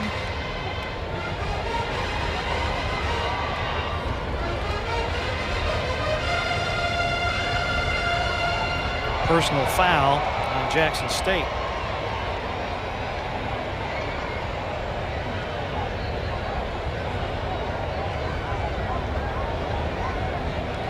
Actually offsetting personal fouls.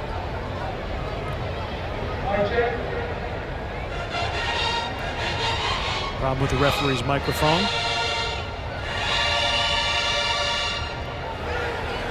It all amounts to a 3rd down from the 41-yard line. Butler. Nice adjustment by Sanders McCullum. First down to the 25 to the 20, loose in the secondary and taken out of bounds by Preston Hughes. That's the second time, Hugh, that they have used that route for Sanders McCullum. German hit him for 36 yards in the first quarter to set up the first touchdown.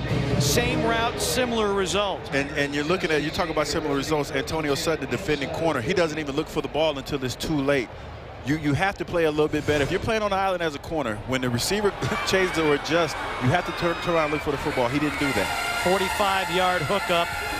Now carrying to the 7, Stephen Hopkins, and Sanders McCullum came into the ball game with 5 receptions, and he is having himself a night that would certainly put him in consideration for the FedEx Most Valuable Player Award. 2nd down and 3. Hopkins to the 3 and near a 1st and goal. Hopkins, a graduate student from Double Oak, Texas, a transfer from Michigan. He was on their Sugar Bowl team in 2011, and he's given Tom Smith a breather, and Hopkins has been impressive. Yes, he has. And when you look at the matchup with Antonio Sutton, number 2 for Jackson State, there's already a physical matchup because he's already taller than Sutton. And it just makes it tough for him to get in position to even defend the play if he's not turning around looking for the football. On 1st and goal, Hopkins loses a couple. Stacy Noble, the sophomore linebacker from Fort Pierce, Florida, makes the stop. Tennessee State has come up with 3 chunk plays, Hugh, 20 or more yards. And that's what you need, Pete, because you want, they're what you call momentum changers. They're catalysts. They get things going. And as you can see, every time that Tennessee State has gotten those big chunk plays, they've capitalized on it, and they're looking like they're going to capitalize on this play here with a touchdown. TSU, HBCU national champions last year. On the offense, 15 yards from the end of the run, replay, first down. A costly penalty with a goal-to-go situation. Pete, I have to honestly say that's the first time that I've heard of a face mask being called on the offense. And earlier we had clipping on the defense, which that was also a first. We have a game of first. Well, I told our production crew when they came here, I said, this is my 5th Southern Heritage Classic. I said, strange things typically happen in this ball game, and we've seen a little bit of everything. And quite frankly, Hugh, I am stunned at the way this game has unfolded.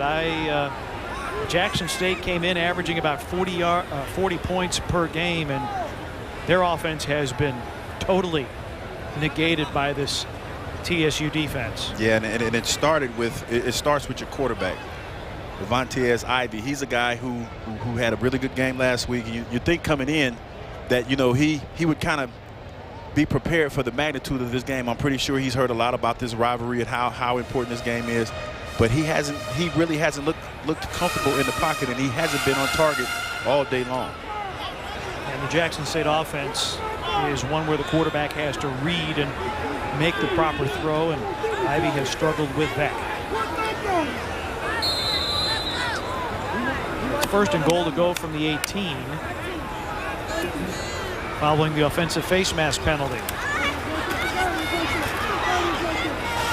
Tevin Spells carries inside the 15. But TSU, as I said, the HBCU national champions last year, the 13th time they have won that championship, but the first since 1982. And Rod Reed has really done such a wonderful job building this program up. They've gone from 3-8 to 5-6 to 8-3, and last year 10-4. Spells and Hopkins. Spells into the middle of the field to about the 12-yard line. And you see tempers, I should say, are beginning to flare a little bit. This is a rivalry. And Rod Reed said, if you need to get fired up for this one, you probably don't belong here. Yeah, and as far as Jackson State's concerned, you're playing in a rivalry game, and you don't have any points on the board.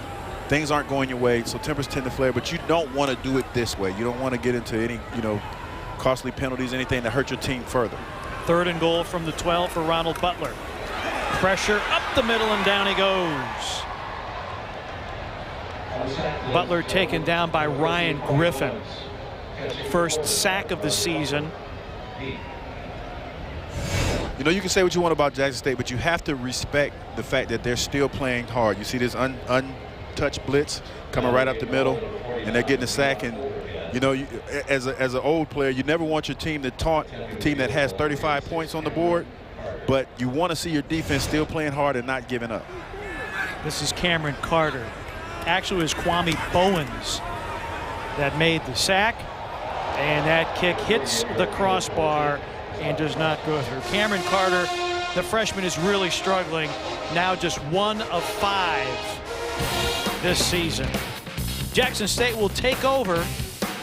8:38 remaining in the 3rd.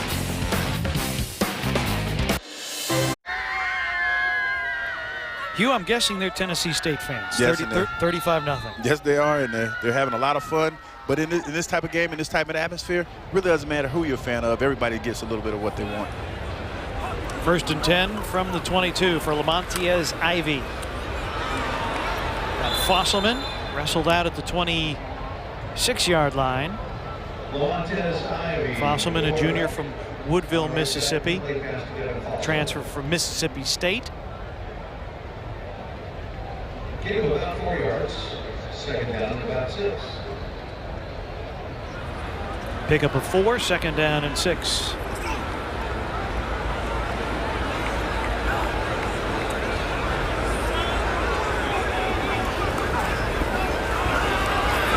Ivy has time. Williams across the 40 to about the 42-yard line and a first down. Daniel Williams, the sophomore from East St. Louis, Illinois, says, "Feed me the ball." That is the first down for Jackson State tonight that did not come via penalty. Yeah, and what you're seeing, the good thing about this is, Pete, that they're still playing, they're still believing in an offense. Even though it's been sputtering all night long, they're still sticking with their bread and butter, 4 wides, and they're still trying to make it happen. Ivy. Short gain to Fosselman. Pickup of about 3 or 4. Fitzpatrick on coverage, the redshirt senior safety from Fort Wayne, Indiana. Fitzpatrick is on the Buck Buchanan watch list. That is the award that is given to the best defensive player in FCS football.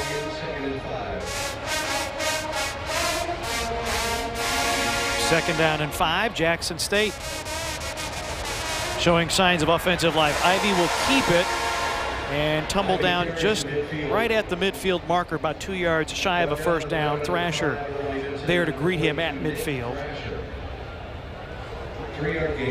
Jackson State riding a 2-game losing streak in the Southern Heritage Classic to Tennessee State. They last won here in 2011 when Casey Terrio ran the air raid offense. Casey Terrio, I checked, is playing professional football in Germany.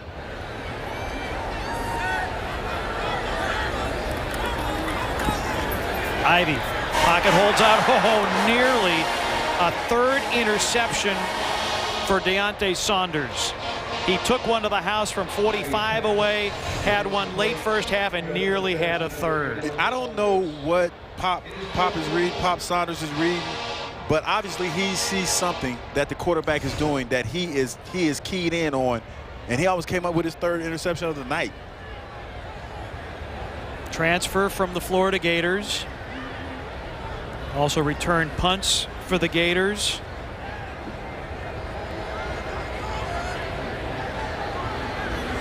Williamson back to punt. Weldon Garlington will watch this one hit, and an excellently placed punt by Williamson as it goes out at the 4-yard line. 46-yard punt for Darcy Williamson. Long field for TSU coming back.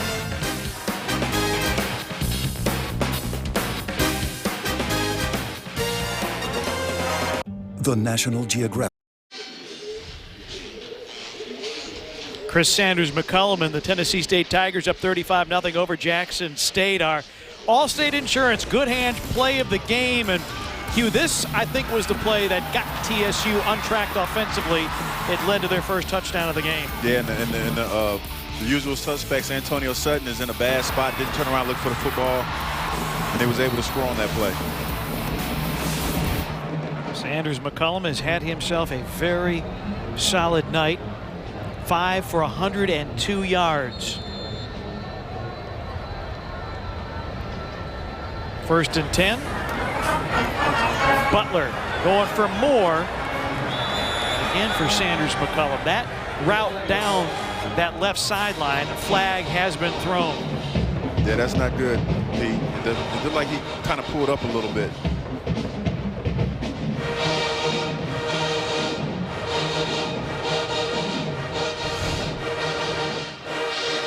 One-on-one with Antonio Sutton.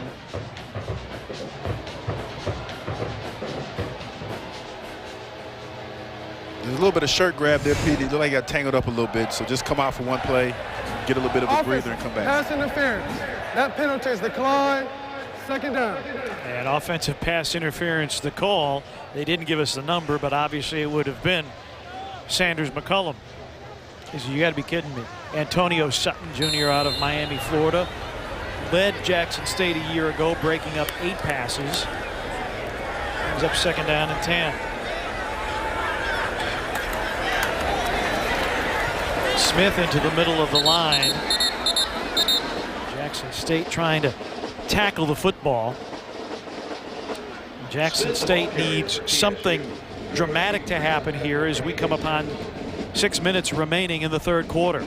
There's something to be said about a defense that's down 35 points that's still playing hard. I mean, it shows they have a lot of character and a lot of heart.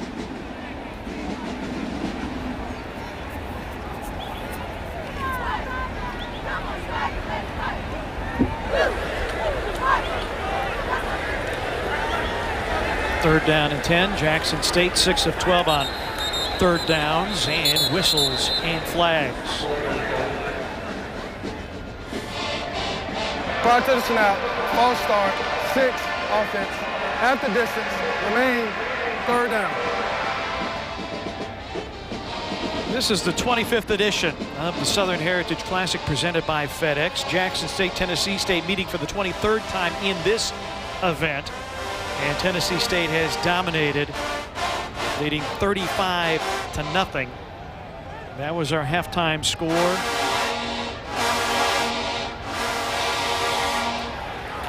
Smith burrowing his way forward on 3rd and long, and an opportunity for Jackson State to get the football back. Jackson State struggled mightily offensively in the 1st half.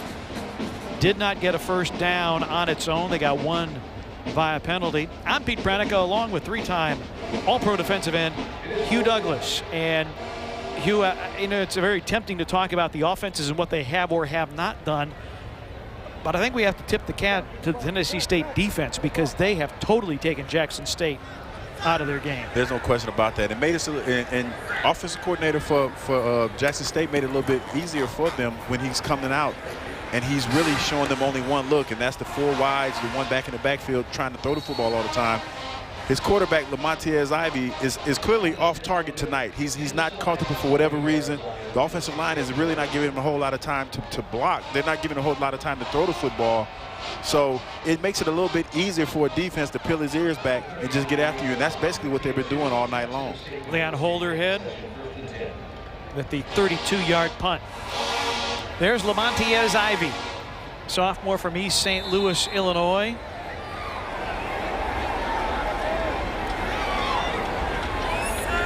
Had a Hail Mary in the season opener for Sean McKenzie that won a game. Pass caught there by Tobias Singleton.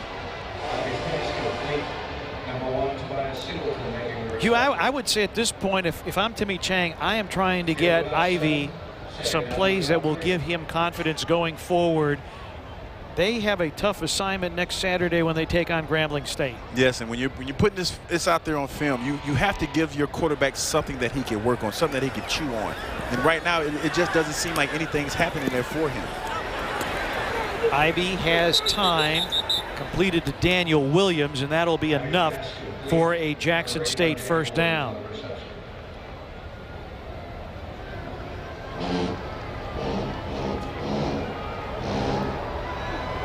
They are certainly enjoying this evening's festivities. Again, Hugh, I'm going to go out on a limb and say that they're affiliated with Tennessee State. Yeah, I would venture to say the same thing there, Pete. Got the wave going on. Fancy wave. That's the fancy wave. 1st and 10 for J-State. Ivy crossing route. Got Williams inside the 10. And finally taken down at the 4, and easily the deepest JSU penetration of the night. Williams came into tonight's ball game with 11 receptions, averaging 11 yards per catch. And you see just a simple crossing right here. He throws it underneath the coverage of the linebackers and is able to get it in scoring position. If they can get some points out of this, like I said, I know it's like you only have 1 quarter left and 3 minutes left in the 3rd quarter. Anything is possible, Pete. 24-yard pickup. 1st and goal, Jackson State. Ivy in and out of the hands of the intended receiver. Maul was there, as was Williams. So it'll be 2nd and goal. Jackson State in the red zone this year, 6 scores in 7 trips. Now, Dan Williams was the guy that basically got them down there, so he's basically calling his number again. Dan has to come up with that play. He has the hot hand. He has the inside route. He should have caught that. That should have been 6 for Jackson State. Should have got on the board with that play.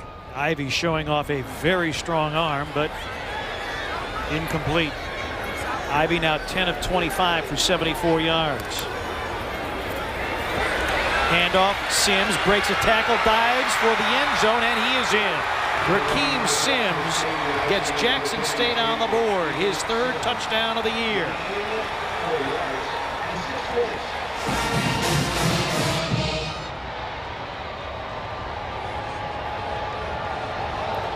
So the shutout is broken. Ryan Deasing will be on for the extra point.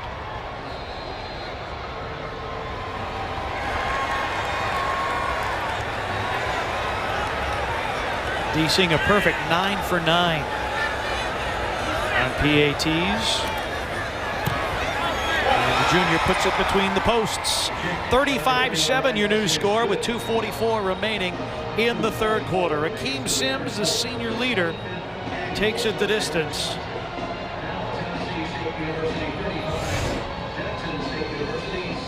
Great second effort by Rakeem Sims. You see him get tackled behind the line of scrimmage. He knows how important it is for them to score in this position. They run out of time, P. He has to score. Great second effort by the senior running back, Rakeem Sims. But he breaks away from Anthony Bass, number 55. That's not easy. That's not easy. It's not an easy task. And Timmy Chang's like, well, we're on the board. Yeah, he's having a rough night, Pete. Has to get better.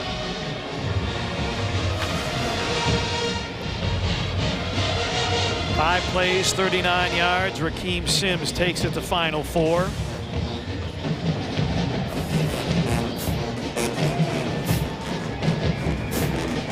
Q, is it hard when your team is up 35 at halftime? Is that a danger zone where your team can slip into bad habits and maybe not bring the same intensity as you used to get that 35-point lead? Yeah, you can have that. And as you can see, Coach Reed has really, he's taking the foot off the gas pedal a little bit. And, you know, with a team like Jackson State that's still playing hard, the defense is playing hard, and obviously the offense is still trying to find themselves. You don't want to put yourself in a position where, you know, you've taken your foot off the gas pedal and you allow this team to creep back in there. And basically that's what you've kind of done, allowing Jackson State to get 6 and 7 points on the board. Weldon Garlington returns the kickoff just shy of the 30-yard line with 2:36 remaining in the 3rd.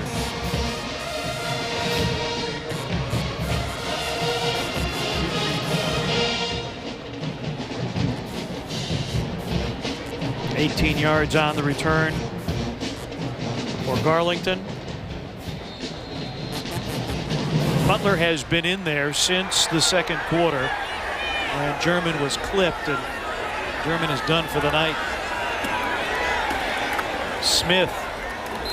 And you read there a good example of what the coaches told us, making himself skinny. There wasn't a big crease there, but Smith was able to get something out of that play. The gain is 2 yards for the second down and 8.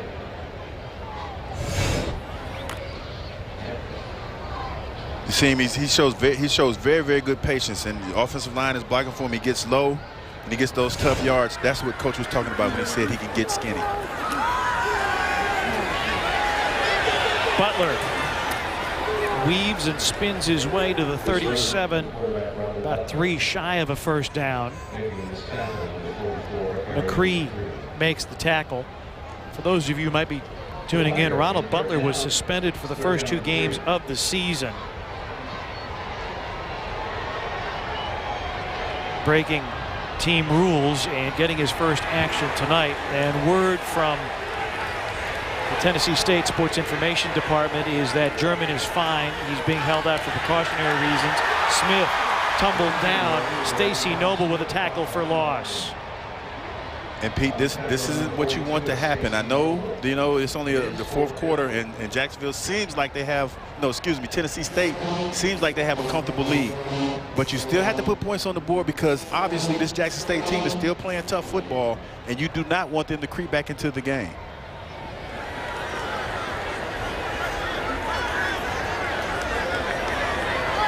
Holder head to punt. Maul back to receive. Good pressure on the punter.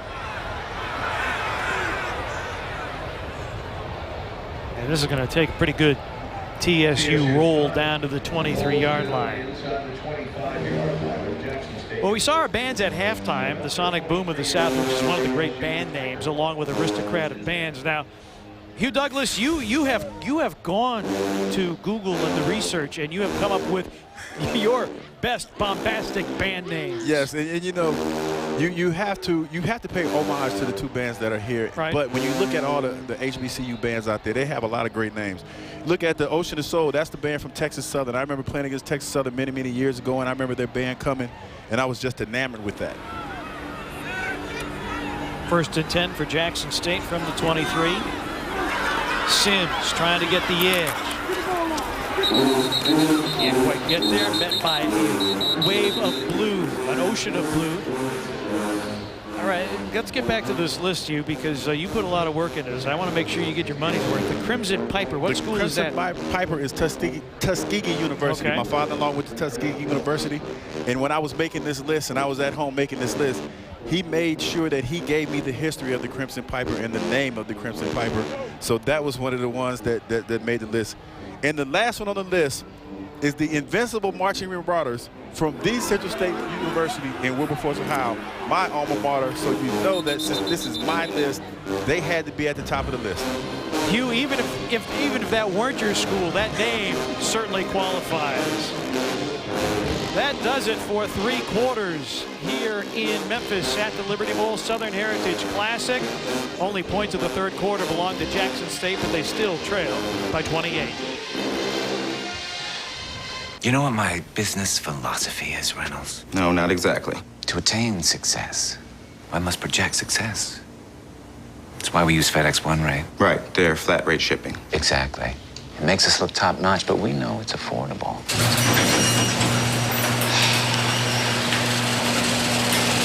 I need help with the groceries. Where was I? Oh, yes. Ship a pack via FedEx Express Saver for as low as $7.50. I'm MMA champ, Chuck Liddell. I hit stuff. Hard. Real hard. So I know tough. The Duralast is tough. It can take the cold. And the heat. Trust me, this battery can beat a pure battery.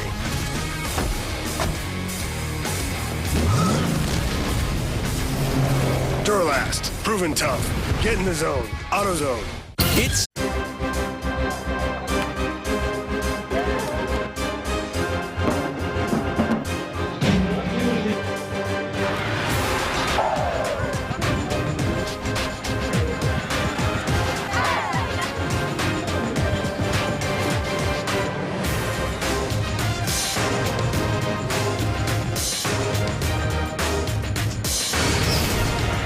This is the 25th Southern Heritage Classic presented by FedEx. We're at the Liberty Bowl in Memphis, Tennessee, alongside 3-time Pro Bowl defensive end Hugh Douglas. I'm Pete Pranica. 4th quarter about to unfold, a game that has been dominated virtually start to finish by Tennessee State, trying to get to 2-1 on the season. Jackson State 2-0. 3rd down and 5. Number 1, 5 yards, remain 3rd down. Make it 3rd down and 10. Jackson State 0-11 on 3rd down as we take a look at a game summary.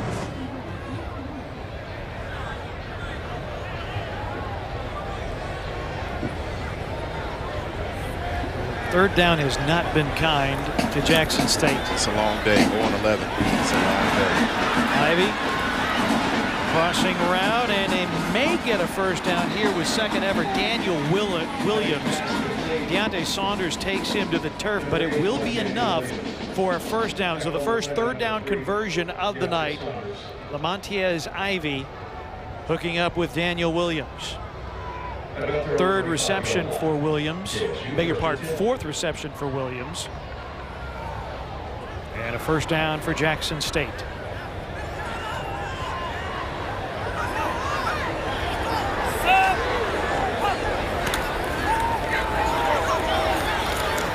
Handoff for Rakeem Sims. Picks up about 3. Jackson State trying to get to 3-0 for the first time since 2011, which ironically enough was the last time they won the Southern Heritage Classic. Their offense 9th in scoring, 13th in passing offense, and 25th in total offense has been virtually negated by Tennessee State's defense. Ivy has his man Williams, but Williams on the retreat. Forward progress marked to the 41-yard line. That'll still be about 4 yards shy of a first down. Nick Thrasher has been all over the field tonight. And Ezra Robinson as well. Robinson, another one of the young men who has transferred into this Tennessee State program and has been a big help for Rod Reed. Ivy, pocket breaks. Thrasher finishes him off, and Ezra Robinson had his arms around the quarterback as well.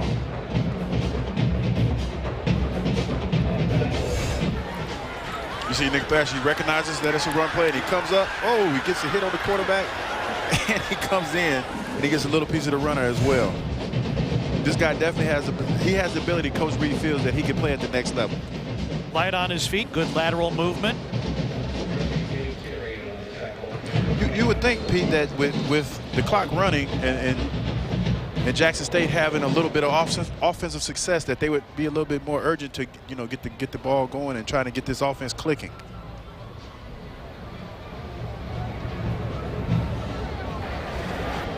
Unsportsmanlike conduct on number 77. That penalty is declined. 4th down. That's Danny Williams, the right tackle, apparently had something to say to somebody. That was something other than Merry Christmas. Please reset the game clock to 13-15. Darcy Williamson back to punt. He has had a busy night. Weldon Garlington is back at his 24-yard line for Tennessee State.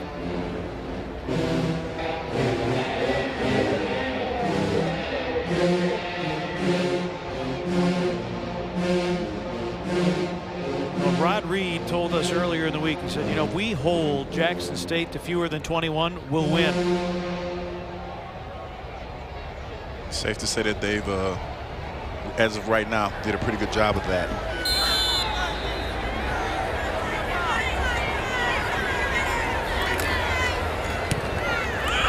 Williamson, that's a beauty. Chases Garlington back to his 17, makes the first man miss, and a flag's going to be thrown. Garlington remains on his feet. More laundry on the field.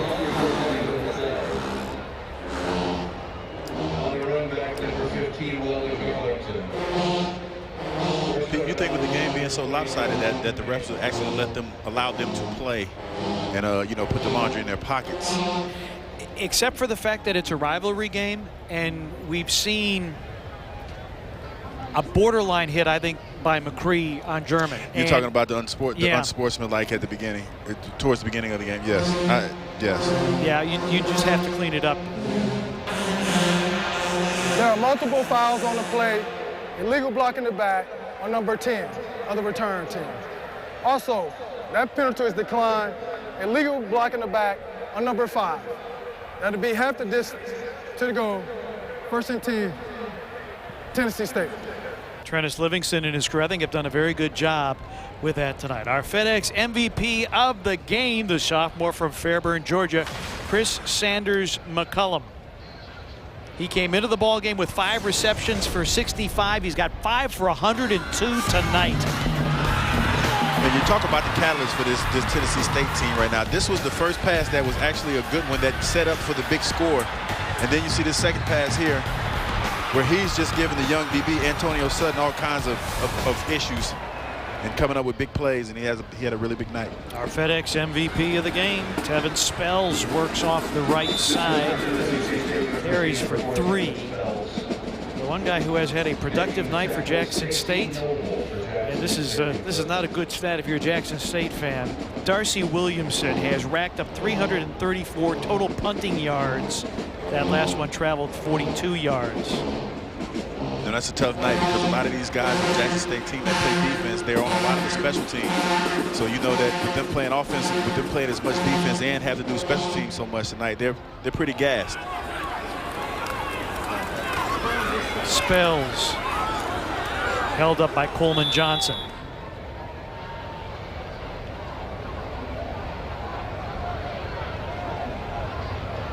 On the carry for TSU, number 4, Tevin Spells. Well, everybody's getting a little chippy right now. And that's typically the way these games go. The tempers really start to rise as the game goes on, and it almost doesn't matter what the score is. There are regional bragging rights on the line.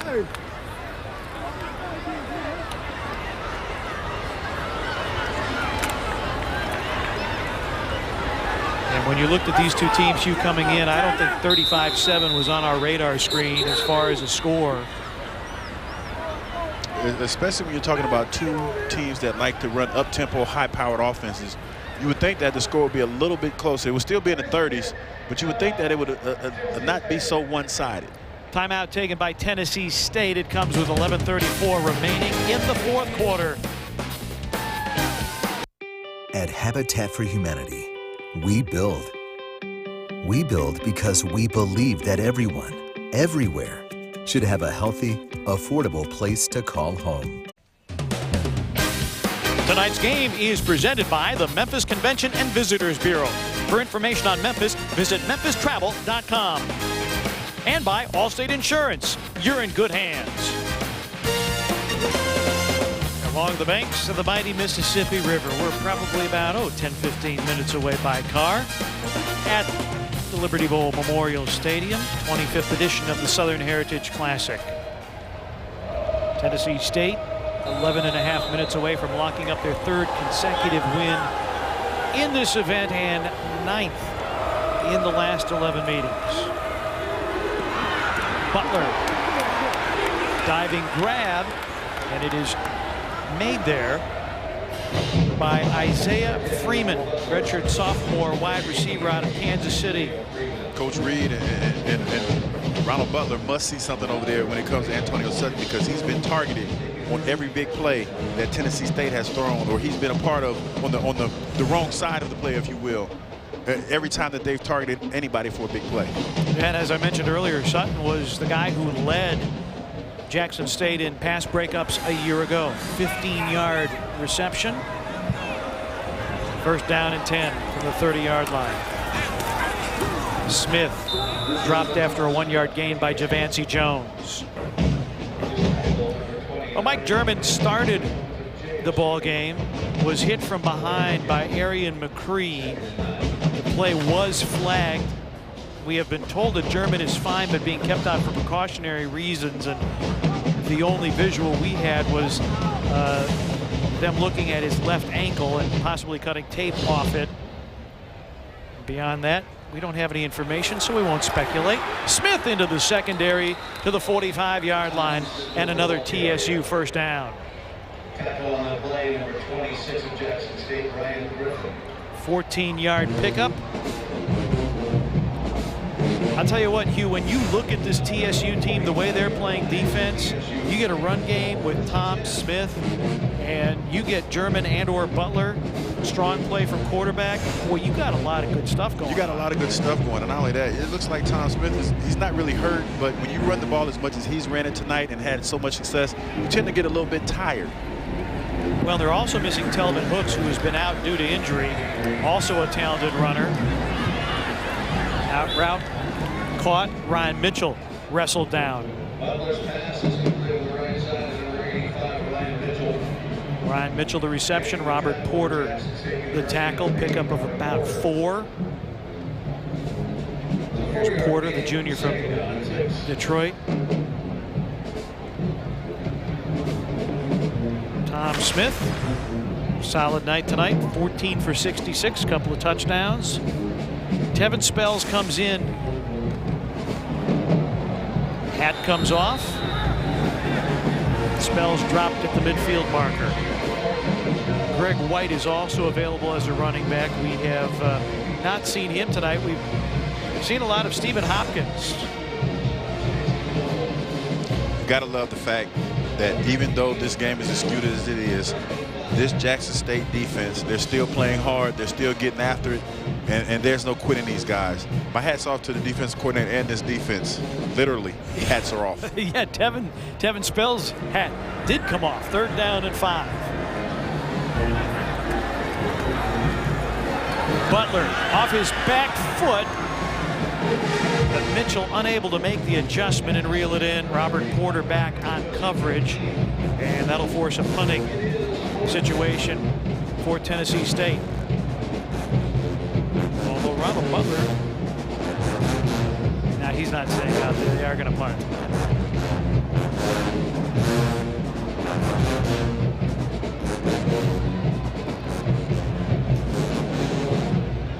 And Hugh, I think when you look at the Jackson State defense, this is a good defense, but their offense did not protect them at all. Did not help them out at all tonight, Pete. It pushed your defense in a bad spot. But this defense, as you can tell, they have a lot of pride, and they're still not giving up. They're just put in a bad spot when they have to play as much as they have to play, and the offense isn't giving you anything tonight. Holder had punts. Jarris Mall fair catches at the 15-yard line. We'll step aside with 8:56 remaining in the 4th quarter. All TSU tonight.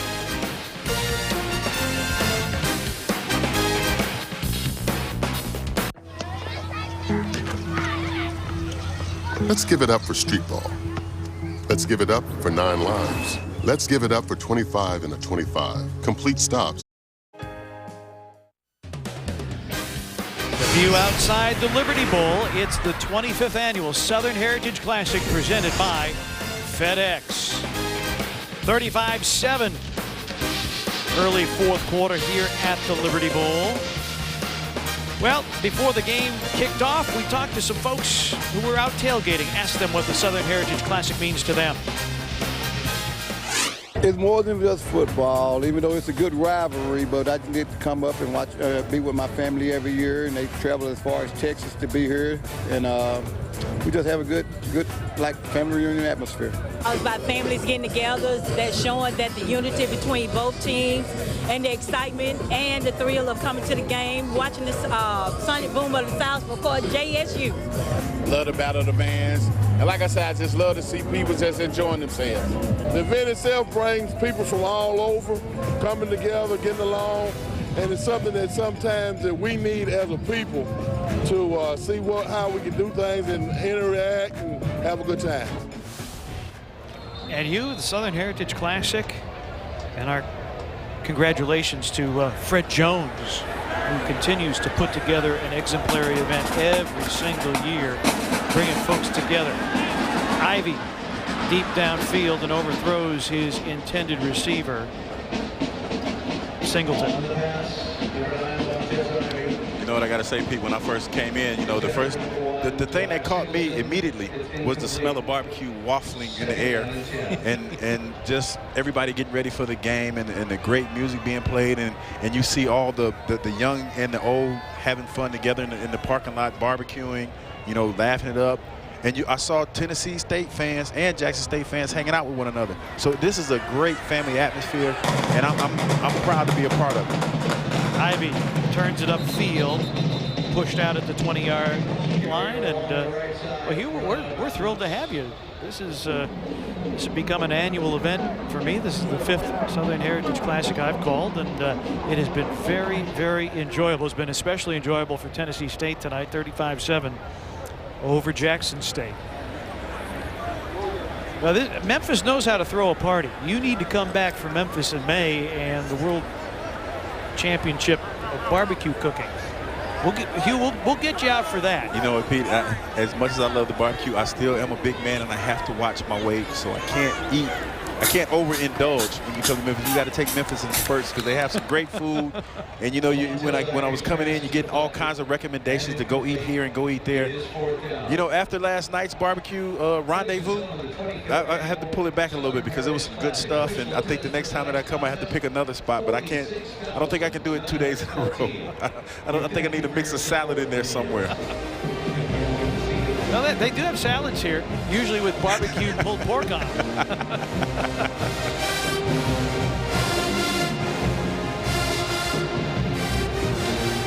Weldon Garlington is back to receive the punt. 46,914, nearly a block punt. It was tipped, says our referee, so there is no flag for roughing. It's down on the 45-yard line. Tennessee State will put it in play. Williamson was roughed. It was the first Jackson State first down of the game. Just a piece of it. Ronnie Vincent. I'm MMA champ, Chuck Liddell. I hit stuff. Hard. Real hard. So I know tough. The Duralast is tough. It can take the cold. And the heat. Trust me, this battery can beat a pure battery.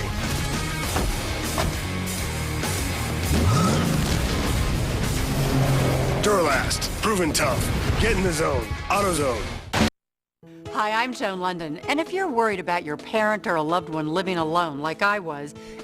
8:05 remaining in the fourth quarter. Tennessee State 35-7 over Jackson State. Both these teams entered tonight's ball game top 10 in the Box to Row poll, which encompasses historically black colleges and universities playing Division I football. And Tennessee State also number 22 in the coaches poll. FCS, and after dropping their game at Alabama State last week 27-21, they have responded with a strong effort. Rod Reed told us during the week, he said after that loss, he said, you know what, players are more resilient than coaches. Butler's pass complete on the left Pass side. caught by Freeman. He's taken out of bounds, and it'll be good for a first down. Isaiah Freeman. Another flag. Getting a little chippy out there, Pete. That's getting a lot chippy, and Rod Reed's in the middle of it.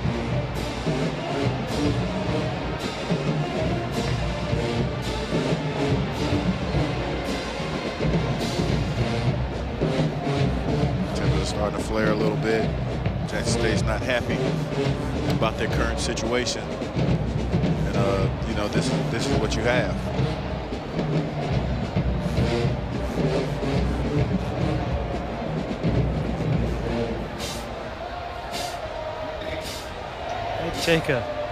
Might take a while to get this sorted out. Trennis Livingston is our referee in the white hat. Watch the top of the screen as we roll the replay here. And oh yeah, you can't do that. That should be an ejection. I can't see the number there.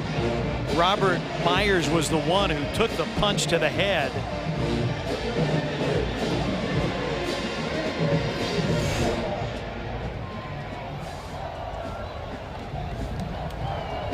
That was Cornelius Henderson who delivered the right hand, we are told.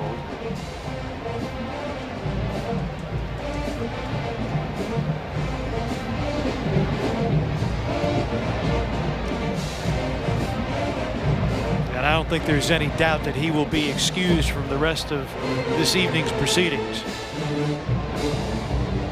There's no place for that. I understand that, you know, temperatures are running high, you know, you're a little bit upset with the score, but there's no place in college football for that. Watch upper right, takedown, punch, and a punch to the head. There's absolutely no place for that at any level of football. And Henderson has been ejected, and rightly so.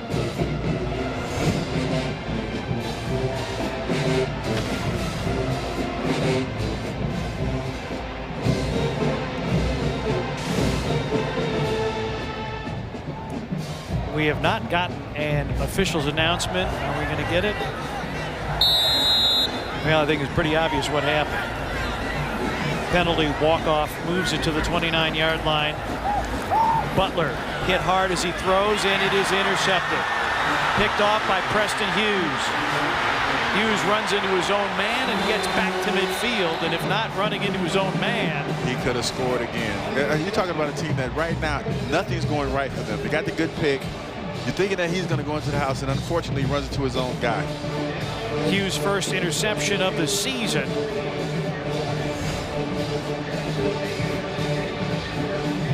.37-yard return, pressure here. Look here, Ronald Butler's pressured. He throws it off the back foot.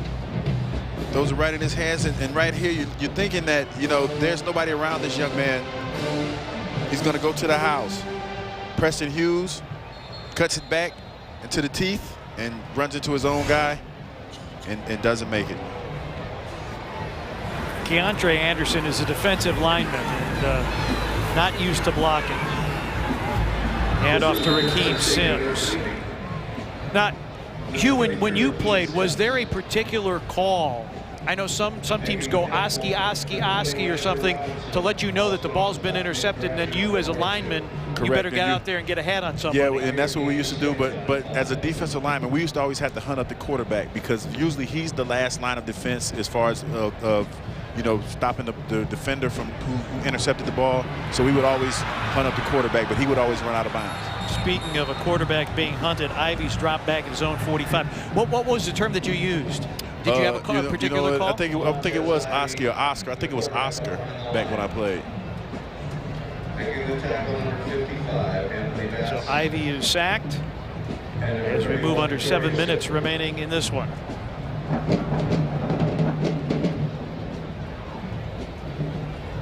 Tennessee State led at 35-0 at halftime. Only score of the second half belongs to Jackson State.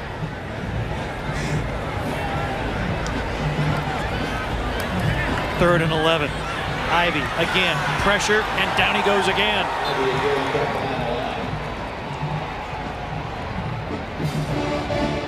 Gabe Terry, reserve linebacker from Palm Beach, Florida. Ivy and Jackson State 1 of 15 on third down. Okay, it's definitely been a long night for Ivy. This is a young man who really has not gotten his footing underneath him the whole night. And now with 5 minutes left on the clock, Tennessee State is really peeling their ears back. They're dialing up blitzes. Guys are trying to get stats. They're trying to pad their stats at this point, Pete. Darlington is back to receive the punt.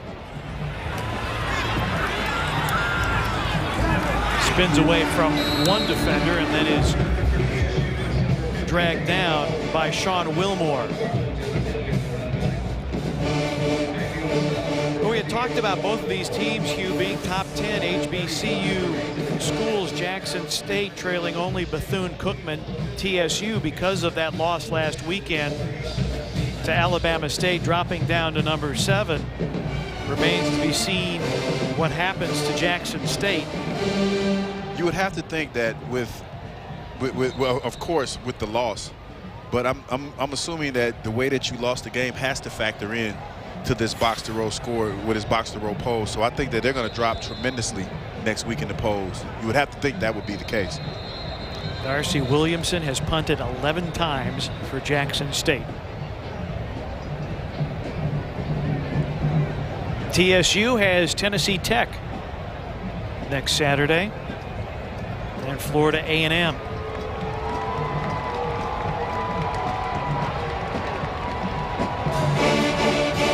Did not see a flag. Well, apparently somebody didn't tell Henderson that he was ejected. It had been reported to us that he had been ejected. We did not hear the official announcement, but apparently he was in the ball game. And our referee, Trennis Livingston, says, hey, wait, 93's out. He's been disqualified. Obviously, he didn't get the memo. He thought he could actually go back in the game, but you can't do that. And the Tennessee State trooper is going to say, son, come with me.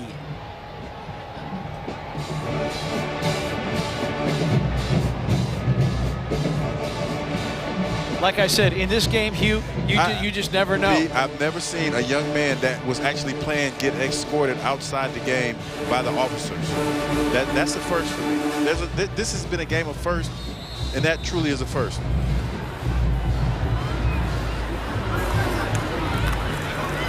Butler on the handoff and running around the right side into the secondary is Darian Hall. Redshirt senior from Naples, Florida, but a flag on the play. There's a flag on the play, and also a tackle by number 20, Robert Johnson.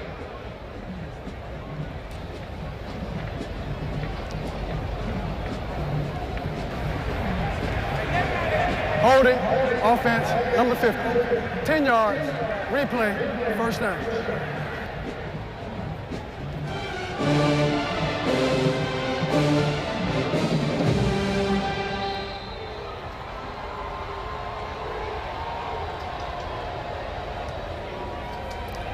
I had asked Tennessee State head coach Rod Reed, I said, you know, you've increased your win total by at least 2 every year.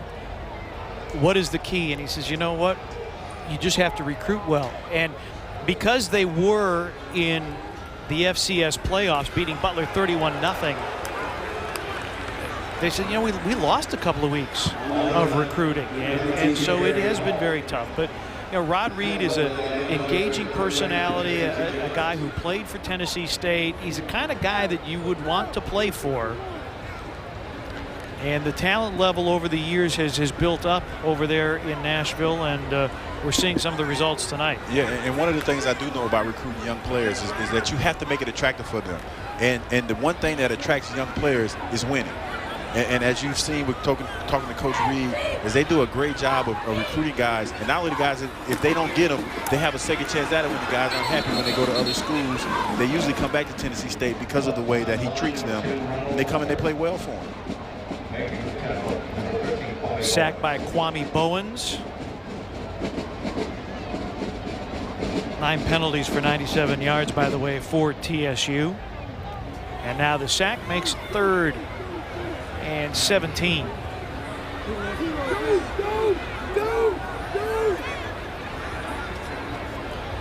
go, Butler! Let's go!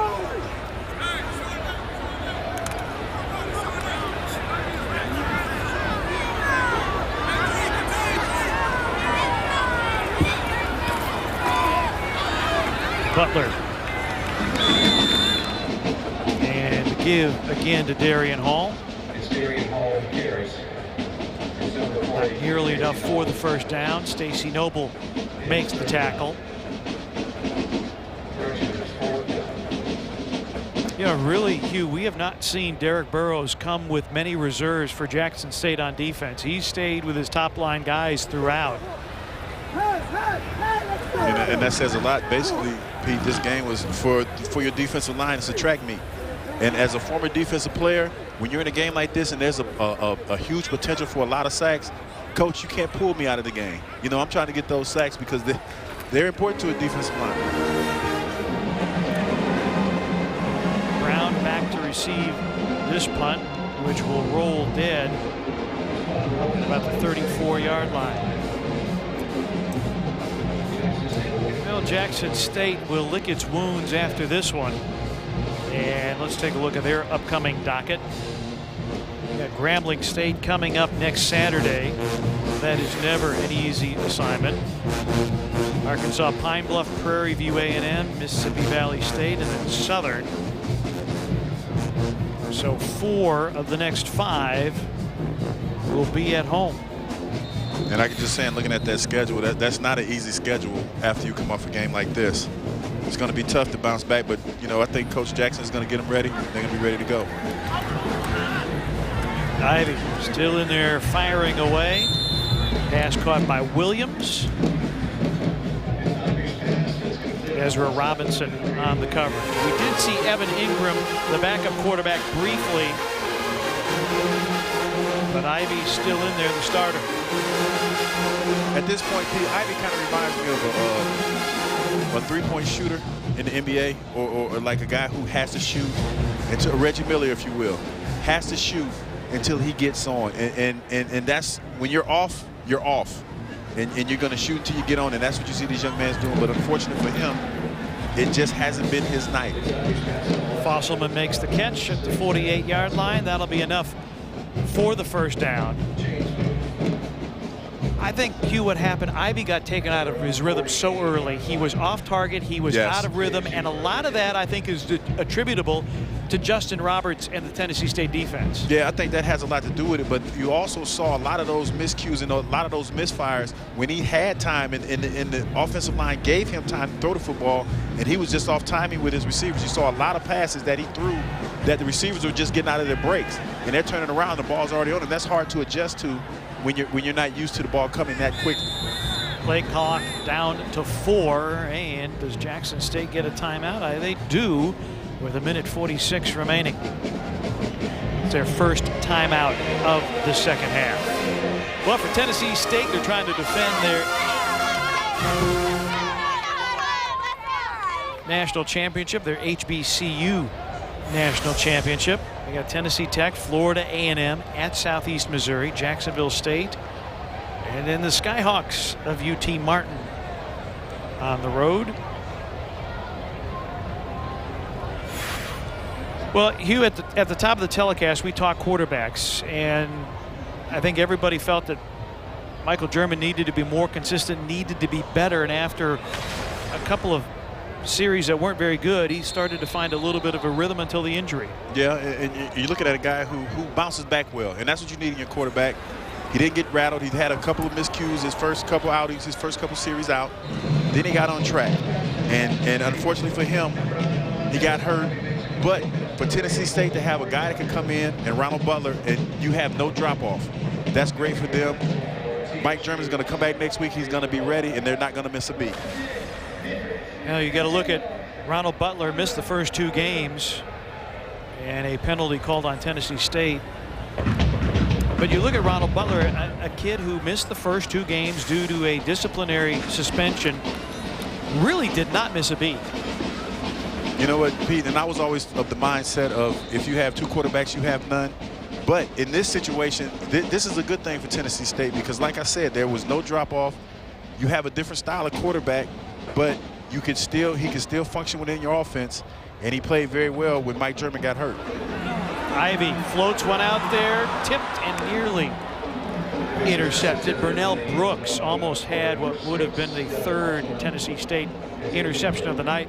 Deontay Saunders had 2, including a pick 6 of 45 yards. Tonight's game has been produced by Casey Carter. John Tackett directed. We thank our great Sports South crew for all their fine work tonight. Up here in the booth, Allie Hogan has been our spotter, Ross Wooden our statistician, and Corey Ventura Harlan has been our stage manager. We thank them for all their hard work. It's been a fun night. Not terribly enjoyable for fans of Jackson State, but a beautiful night for football.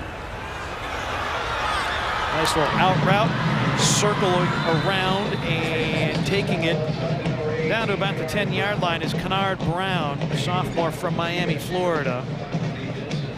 Ronnie Vincent makes the stop.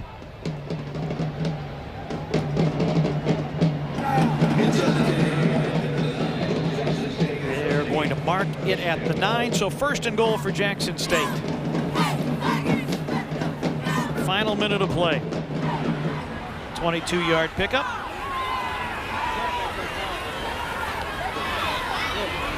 Ivy looks for Sims, then comes over the middle. Pass is ruled incomplete. Intended for McKenzie. Daniel Easterly on the coverage. Rod Reed about to go 2-1 on this young college football season, and 3 consecutive wins in the Southern Heritage Classic.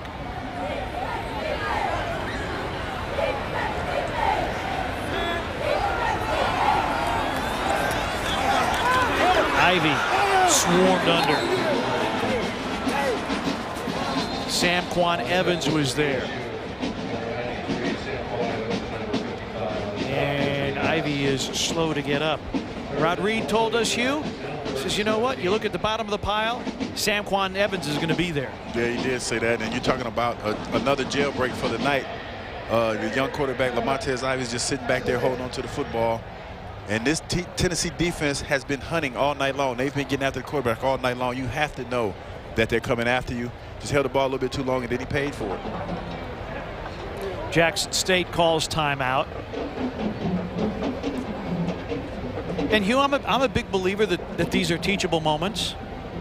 This is something you can build on if Ivy can get Jackson State into the end zone, and also you know, you're looking for Coach Jackson. This would be a little salve for the wound. Not a whole lot, but something to build on. Yeah, and you're talking about a team that almost had a goose egg on the board. They almost didn't score at all.